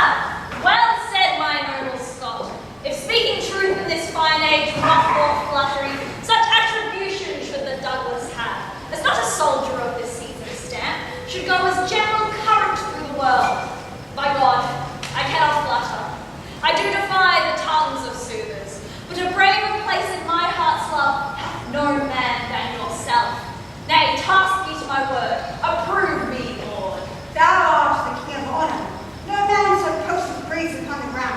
but I will beard him. Do so, and 'tis well. What letters hast thou there? I have it, thank you. These letters come from your father. Letters from him? Why comes he not himself? He cannot come, my lord. He is proved sick. Zoons! How is the leisure to be sick in such a justling time? Who leads his power? Under whose government come they along? His letters bear his mind, not mine, my lord. I pray John, and doth he keep his bed? He did, my lord. 4 days ere set forth, and at the time of my departure thence, much feared by his physicians. I would the state of time had been first whole ere my sickness had been visited. His health is never better word than now. Sick now! Droop now! This sickness doth infect the very lifeblood of our enterprise, which is catching hither, even to our camp. He writes me here that inward sickness, and that his friends by deputation could not so soon be drawn, nor did he think it meet to lay so dangerous and dear a trust on any soul removed but to his own. Yet doth he give us bold advertisement, that with our small conjunction we should on, and to see how fortune is disposed of us. For, as he writes, there is no quailing now, because the king is certainly possessed of all our purposes. What say you to it? Your father's sickness is a maim to us. A perilous gash, a very limb lopped off. And yet, in faith, it is not. His present want seems more than we shall find.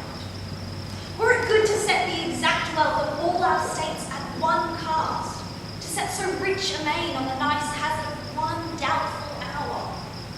Were not good, for therein should we read the very bottom and the soul of hope, the very list, the very utmost bound of all our fortunes. Faith, and so we should. But yet I would your father had been here. The quality and care of our tent brooks no division. It will be thought by some that know not why he's away, that wisdom, loyalty, and mere dislike of our proceedings kept the bell from hence. And think at how such an apprehension may turn the tide of fearful fraction, and breed kind of question in our cause. The absence of your fathers draws a curtain that shows with ignorant kind of fear before not dreamt of. You strain too far. I rather of his absence make this use. If we, without his help, can make a head to push against a kingdom, with his help we shall overturn it topsy-turvy down.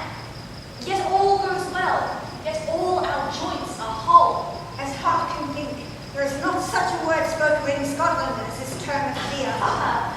Oh, my cousin Vernon, welcome by my soul. Pray God my news be worth a welcome, Lord.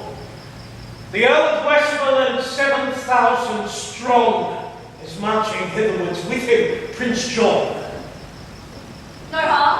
What more? And further, I have learned, the king himself in person is sent for. He shall be welcome too. Where is his son, the nimble-footed madcap Prince of Wales? All famished, all in arms, all plumed like estridges, that with the wind baited like eagles, having lately bathed, glittering in golden coats, like images as full of spirit as the month of May, and gorgeous as the sun at midsummer, wanton as youthful goats, wild as bulls. No more, no more! Worse than the sun in March this crave doth nourish your views. Let them come. They come like sacrifices in their trim, and to the fire-eyed maiden of smoky war, all hot and bleeding, we shall offer them. The mailed Mars shall on his altar sit up to the ears in blood. I am on fire to hear this rich reprisal so nigh, and not yet not ours. Come, let me taste my horse, who is to bear me like a thunderbolt against the bosom of the Prince of Wales. Harry to Harry shall, hot horse to horse, meet and ne'er part till one drop down a corpse. Oh, that Glendower will come! There is more news. I learned in Worcester as I rode along. He cannot draw his power this 14. That's the worst tidings that I hear of yet. bears a frosty cell. What may the king's whole battle reach unto? 30,000. 40 let it be. My father and Glendower being both away, the powers of us may serve so great a day. Come, let us take a muster speedily. Doomsday is near. Die all! Die merrily! Not of dying. I'm out of fear of death or death's hand for this one half of another.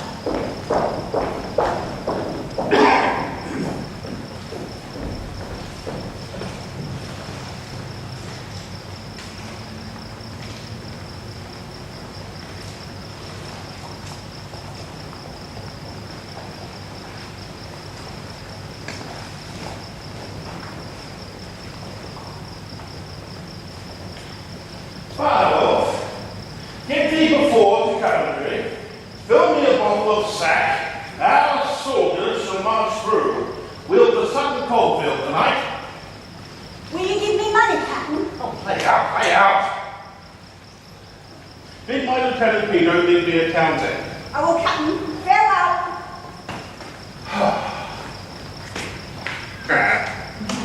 If I be not ashamed of my soldiers, I am a soused gurnet. I have misused the king's press, damnably. I have got in exchange of 150 soldiers, 300 and odd pounds. I press me none but good householders and contracted bachelors, such as has lief hear the drevel as a drum, such as fear the report of a caliver worse than a struck fowl or a hurt wild duck. I pressed me none but such toasts and butter, with hearts in their bellies no bigger than pins' heads, and they have bought out their services, and now my whole charge consists of slaves as ragged as Lazarus, and such, such as indeed were never soldiers, but discarded unjust serving men, younger sons of younger brothers, revolted tapsters, and ostlers trade fallen, the cankers of a calm world and a long peace. A mad fellow met me along the way, and told me I had unloaded all the gibbets and pressed the dead bodies. No eye hath seen such scarecrows. I'll not march with Coventry with them, that's flat. Nay, and the villains march wide betwixt the legs as if they had shackles on. For indeed I had the most of them out of prison. There's not a shirt and a half in all my company. But that's all one. They'll find linen enough on every hedge. How now, Blind Jack? How now, Wilt? What? How now, mad wag? What, a devil dost thou in Warwickshire? My good lord of Westmoreland, I cry your mercy. I thought your honour had already been at Shrewsbury. Faith, Sir John, 'tis more than time that I were there, and you, too. But my powers are there already. The king, I can tell you, looks for us all. We must away tonight. Tut, never fear me. I am as vigilant as a cat to steal cream. I think to steal cream indeed, for thy theft hath already made me butter. But tell me, Jack, whose fellows are these that come after? Mine, Hal, mine. I did never see such pitiful rascals. Tut, tut, good enough to toss. Food for powder, food for powder. They'll fill a pit as well as better. Tush men, mortal men, mortal men. Aye, but Sir John, methinks they are exceeding poor and bare, too beggarly. Faith, for their poverty, I know not where they had that. And for their bareness, I am sure they never learned that of me. Sirrah, make haste. Percy is already in the field. What, is the king in camp? He is, Sir John. I fear we shall stay too long. Well, to the latter end of a fray and the beginning of a feast fits a dull fighter and a keen guest.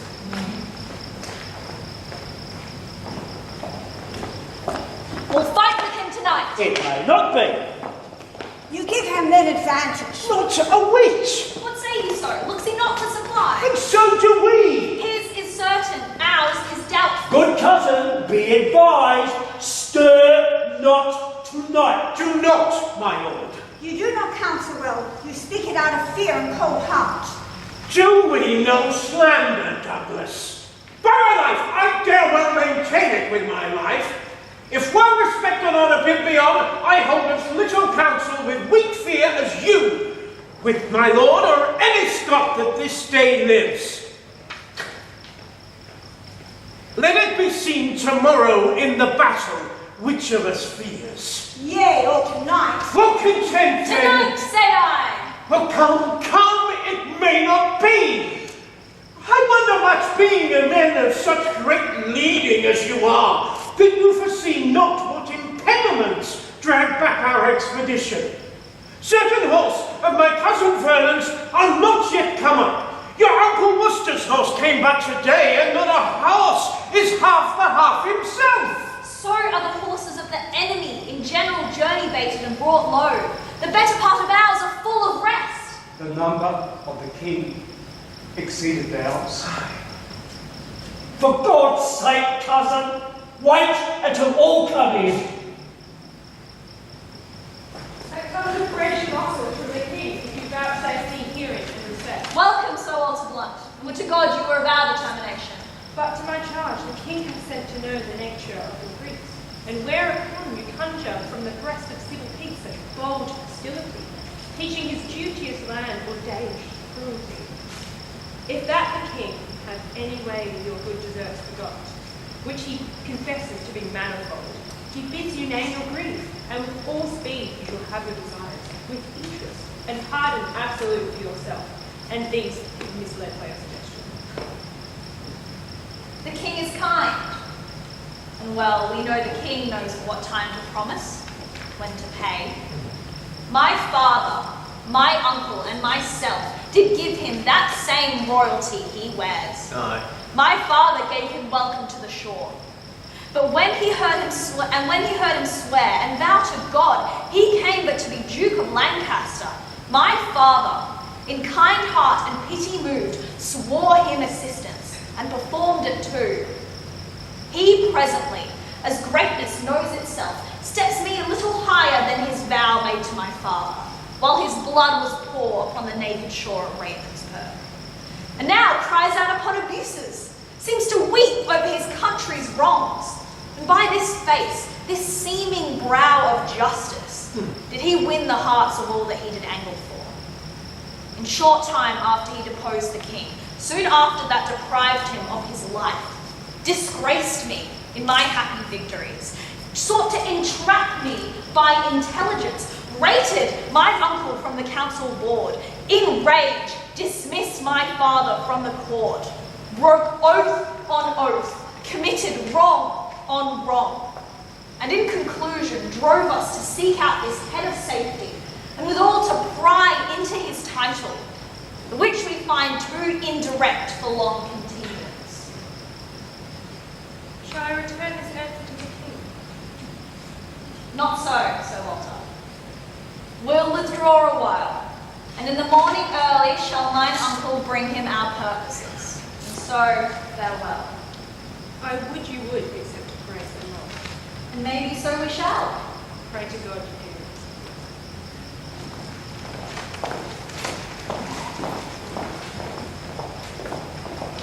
Oh, bloodily the sun begins to peer above yon bulky hill. The day looks pale at this temperature. The southern wind doth play the trumpet to his purposes. By his hollow whistling in the leaves foretells a tempest and blustering day. Then with the losers let it sympathize, for nothing can sing foul to those that win. How now, my lord of Worcester? 'Tis not well that you and I should meet upon such terms. And now we meet. You have received our trust, and made us doff our easy robes of peace to crush our old limbs and ungentle steel. This is not well, my lord, this is not well. Hear me, my liege. For mine own part, I could well be content to entertain the lagging of my life with quiet hours. For I protest, I have not sought the day of this dislike. You have not sought it? How comes it then? Rebellion lay in his way, and he found it. Peace, Jewett, peace! It pleased your majesty to turn your looks of favour from myself, from our house, and yet I remember, my lord, we were the first and dearest of your friends. For you, my staff of office, I broke. For myself, my brother, and his sin. You swore to us. You swore an oath at Doncaster that you did nothing purpose against the state, nor claim no further than your new fallen right, the seat of God, the dukedom of Lancaster. To this we swore our aid. But, in a short space of time, fortune showering on your head, with such a flood of greatness fell upon you. What, without help? What, with the absence of the king? With the injuries of a wanton time, and from this swarm of fair advantages, you took occasion to be quickly wooed, to gripe the general sway into your hand. Forget your oath to us in Lancaster. Being fed by us. You used us. These things indeed you had articulated, proclaimed at market crosses, read in churches to face the garment of rebellion with some fine colour that may please the eye of fickle changelings and poor discontents, which gape and rub the elbows at the news of hurly-burly innovation. And yet never did insurrection want such watercolours to impede its cause, nor moody beggars starving for a time of pell-mell havoc and confusion. In both your armies, there is many a soul shall pay full dearly for this encounter, if once they join in trial. Tell your nephew, the Prince of Wales doth join with all the world in praise of Henry Percy. By my hopes, I do not think a braver gentleman. For my part, I may speak it to my shame. I have a truant been to chivalry, and so I hear he doth account me too. Yet this before my father's majesty, I am content that he shall take the odds of name and estimation, and will, to save the blood on either side, try fortune with him in a single fight. No make against it. No good was to know. We love our people well, even those we love that are beset upon your cousin's part, and will take the offer of our grace. Both he and they and you, and yea, every man, shall be my friend again, and I'll be his. So tell your cousin, and bring me word what he will do. And if he will not yield, rebuke and dread correction wait on us, and then you shall do their office. So be gone. We will not now be troubled with reply. We offer fair, take it advisedly.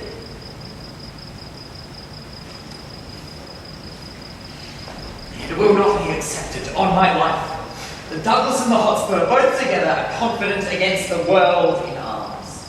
Hence, therefore, every leader to his charge. From their answer will we set on them, and God defend us as our cause is just. Hal, if thou see me down in the battle and bestride me so, 'tis a point of friendship. Nothing that a colossus can do thee thy friendship. Say thy prayers and farewell. I would 'twere bedtime, Hal, and all well. Thou owest God a death. 'Tis not due yet. I would be loath to pay him before his day. What need I be so forward with him that calls not on me? Well, 'tis no matter, honour pricks me on. Yea, but how if honour prick me off when I come on? How then? Can honour set a leg? No. Or an arm? No. Or take away the grief of a wound? No. Honour hath no skill in surgery then? No. What is honour? A word. Who hath it? He that died on Wednesday. Doth he feel it? No. Does he hear it? No. 'Tis insensible then, yea, to the dead. But will it not live with the living? No. Why? Detraction will not suffer it. Therefore, I'll none of it. Honor is a mere scutcheon. And so ends my catechism. Oh no, my nephew. Must not know, Sir Richard, the liberal and kind offer of the king. It's what best he did. Then you all are done. It is not possible that the king can forgive us and keep his word. He will suspect us still and find the time to punish this offence in other faults. Supposition all our lives will be full of eyes. Treason is trusted like a fox. Who is never so tame, so cherished and locked up, never wild trick of his ancestors. My nephew's faults, he will forgive. He had the excuse of youth, the heat of blood, Grey hair, hot spur, governed by spleen. All his offences upon my head and my father's. We did send him on. And, being the spring of all, shall pay for it. Therefore, good cousin, let Harry not know any case offer of the king. Deliver what you will. I'll say to so. Here comes our cousin. Uncle, what news? King will bury you presently. Lord Douglas, go you and tell him so. Marion done very willingly. There is no saving mercy in the king. Did you beg him? Oh. God forbid. I told him gently about grievances of his own breaking, which he mended, yes, by now forsworn that he is forsworn. He calls us traitors, rebels, and will scour with horny arms that hateful name in us.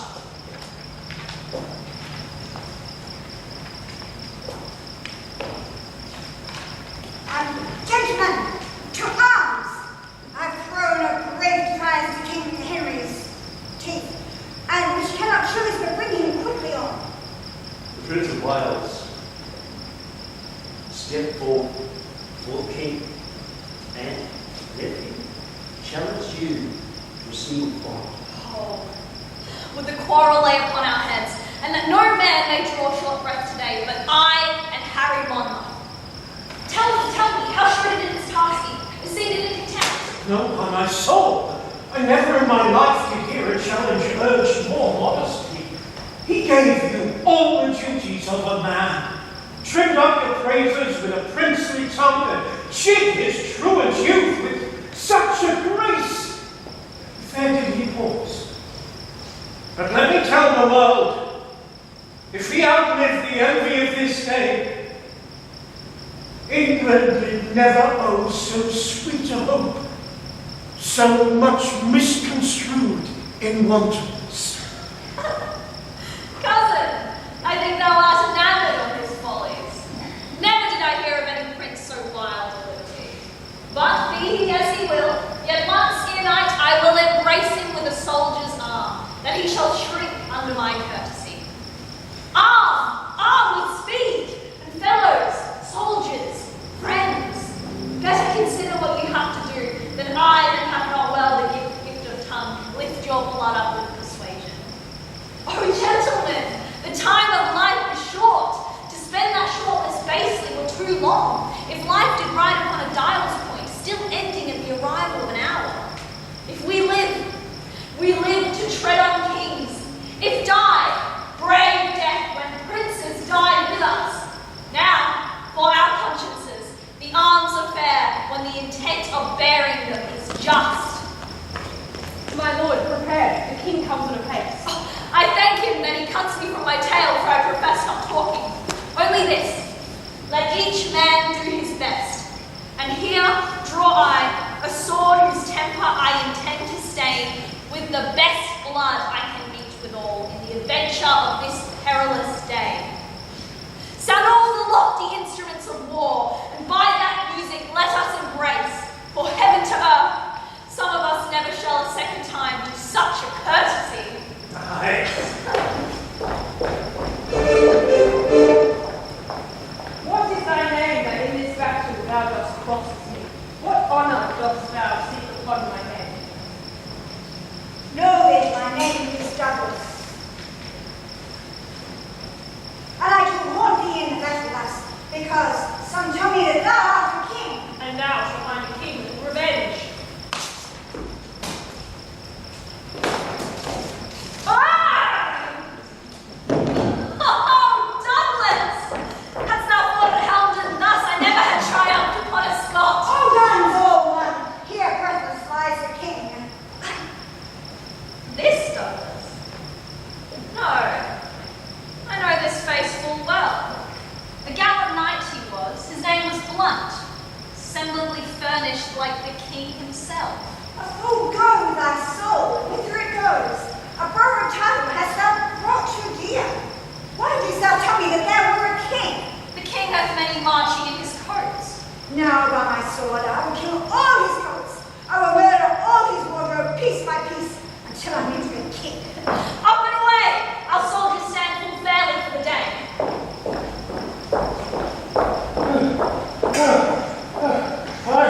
And as hot as molten lead, and as heavy too. God keep lead out of me. I need no more weight than my own bowels. Oh, I have led these ragamuffins where they are peppered. There's not 3 of my 150 left. And they are for the town's end to beg during life. Ah, look up here. What? Standest thou idle here? Lend me thy sword! Many a nobleman lies stark and stiff under the hoofs of vaunting enemies, whose deaths are yet unrevenged. I prithee, lend me thy sword! Oh, Hal, I prithee give me leave to breathe a while. Oh, Turk Gregory never did such deeds in arms as I have done this day. I have paid Percy, I have made him sure. Oh, he is indeed, and living to kill thee. I prithee, lend me thy sword. Nay, before God, Hal, if Percy be alive, thou getst not my sword, but take my pistol if thou wilt. Give it me. What, is it in its case? Yeah, what is it? It is hot, it is hot. That will sank it in. What, is it a time to jest and dally now? Well, if Percy be alive, I'll pierce him. If he do come in my way, so. If he do not, if I come in his willingly, let him make a carbonado out of me.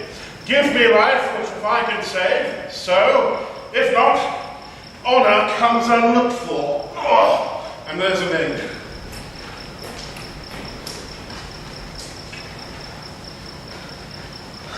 I prithee, Harry, withdraw thyself. Thou pleadest too much. Lord John of Lancaster, go you with him. Oh, not I, my lord, unless I did bleed too. Oh, I beseech your majesty, make up, lest your retirements do amaze your friends. We will do so. My lord of Westmoreland, lead him to his tent. Come, my lord, I'll lead you to your tent. Believe me, my lord, I do not need your help. And God forbid a shallow scratch should drive the Prince of Wales from such a field as this, where stained nobility lies trodden on, and rebels' arms triumph in massacres. We pray too long. Come, cousin Westmoreland. Our duty this way lies. For God's sake, come. By God, thou hast deceived me, Lancaster. I did not think thee lord of such a spirit. Before I loved thee as a brother, John, but now I do respect thee as my soul. I saw him, poor Lord Percy at the point, with lustier maintenance than I did look for with such an ungrown warrior. Oh, and it's metal to us all! Ah! What? And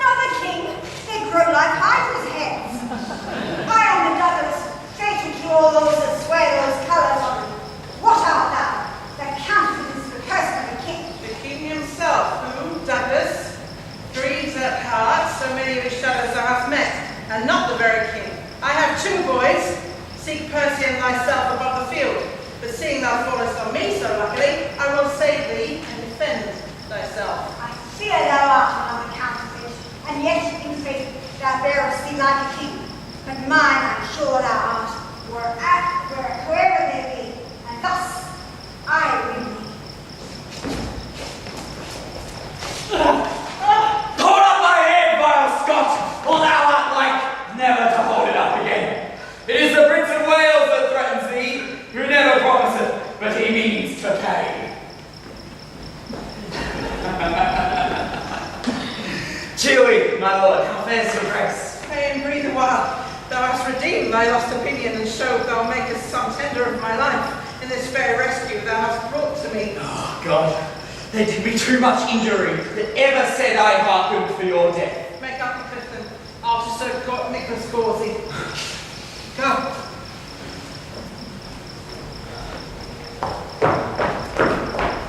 If I mistake not, thou art Harry Monmouth. Thou speakest as if I would deny my name. My name is Harry Percy. Why then I see a very valiant rebel of the name. I am the Prince of Wales, and think not, Percy, to share with me in glory any more. 2 stars keep not their motion in one sphere, nor can one England brook a double reign of Harry Percy and the Prince of Wales. Nor shall it, Harry, for the hour is come to end the one of us. And would to God thy name in arms were now as great as mine. I'll make a greater ere I part from thee, and all the budding honours on thy crest I'll crop to make a garland for my head. I can no longer brook thy vengeance. Oh, well said now. Do it now. Nay, you shall find no boys play here, I can tell you.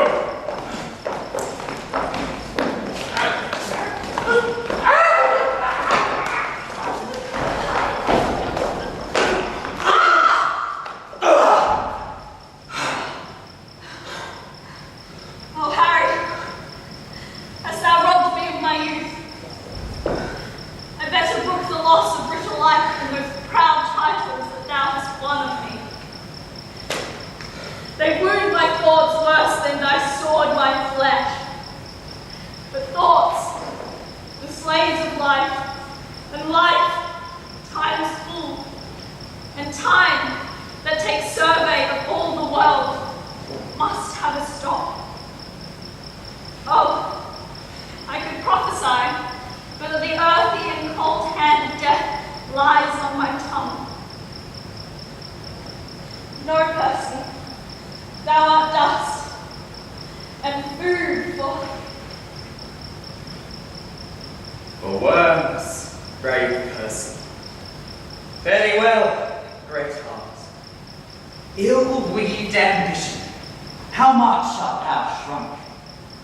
When that this body did contain a spirit, a kingdom for it was too small about it. Adieu, and take thy praise with thee to heaven. Thy ignominy sleep with thee in the grave, but not remembered in thy epitaph.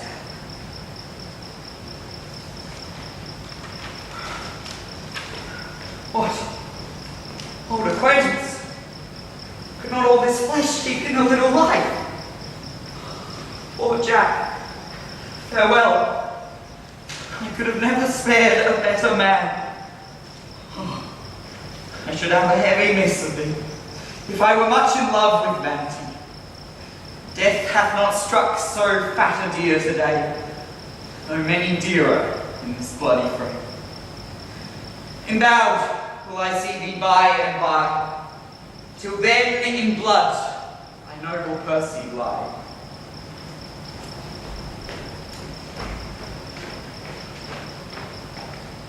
Endowed?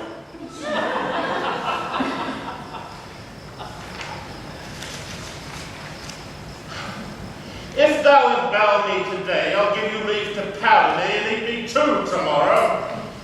Blood was time to counterfeit all that hot termagant Scot and paid me. Scot and lots too.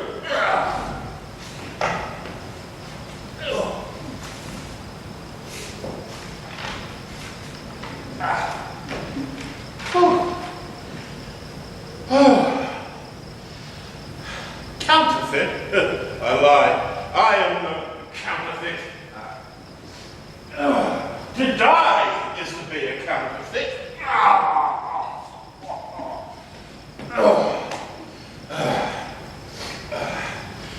For he is but the counterfeit of a man who hath not the life of a man. But to counterfeit dying, when a man thereby liveth, is not to be counterfeit, but the true and perfect image of life indeed. The better part of valor is discretion, in which better part I have saved my life. Oh, Zeus. I am afraid of this gunpowder Percy.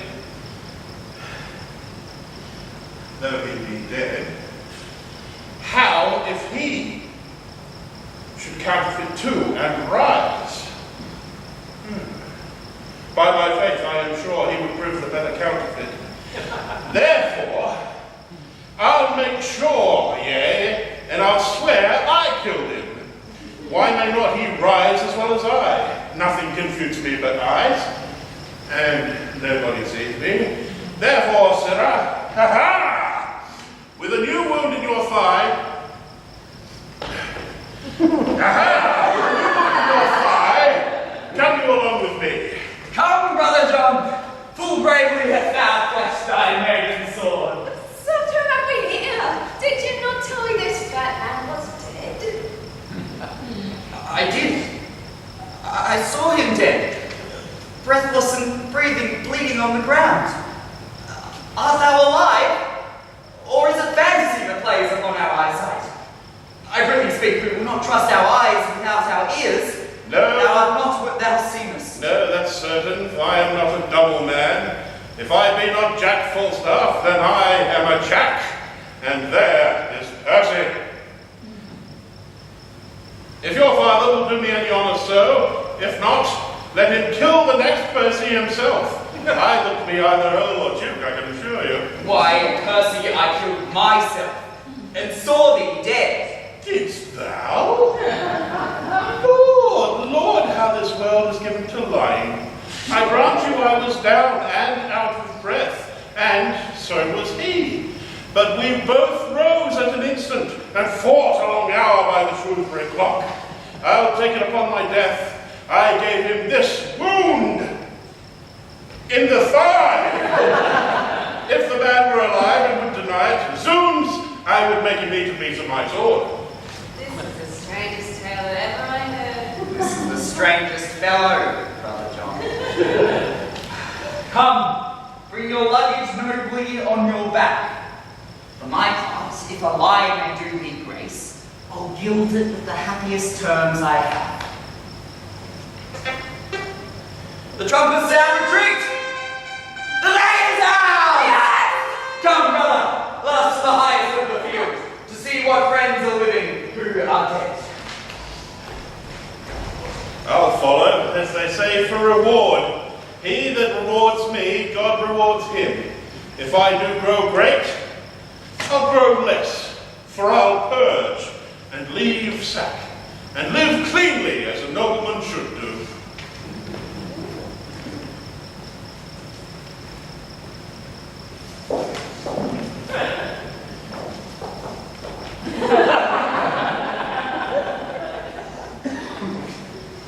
Us ever did rebellion rebuke, ill-spirited Worcester. Did we not send grace, pardon, and terms of love to all of you? And wouldst thou turn our offers contrary, misuse the tenor of thy kinsman's trust?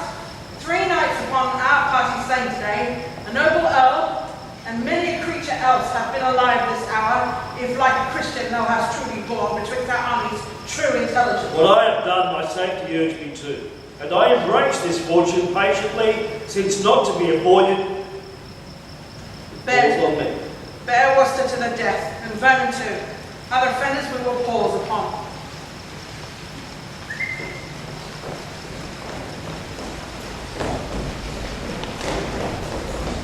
How goes the field?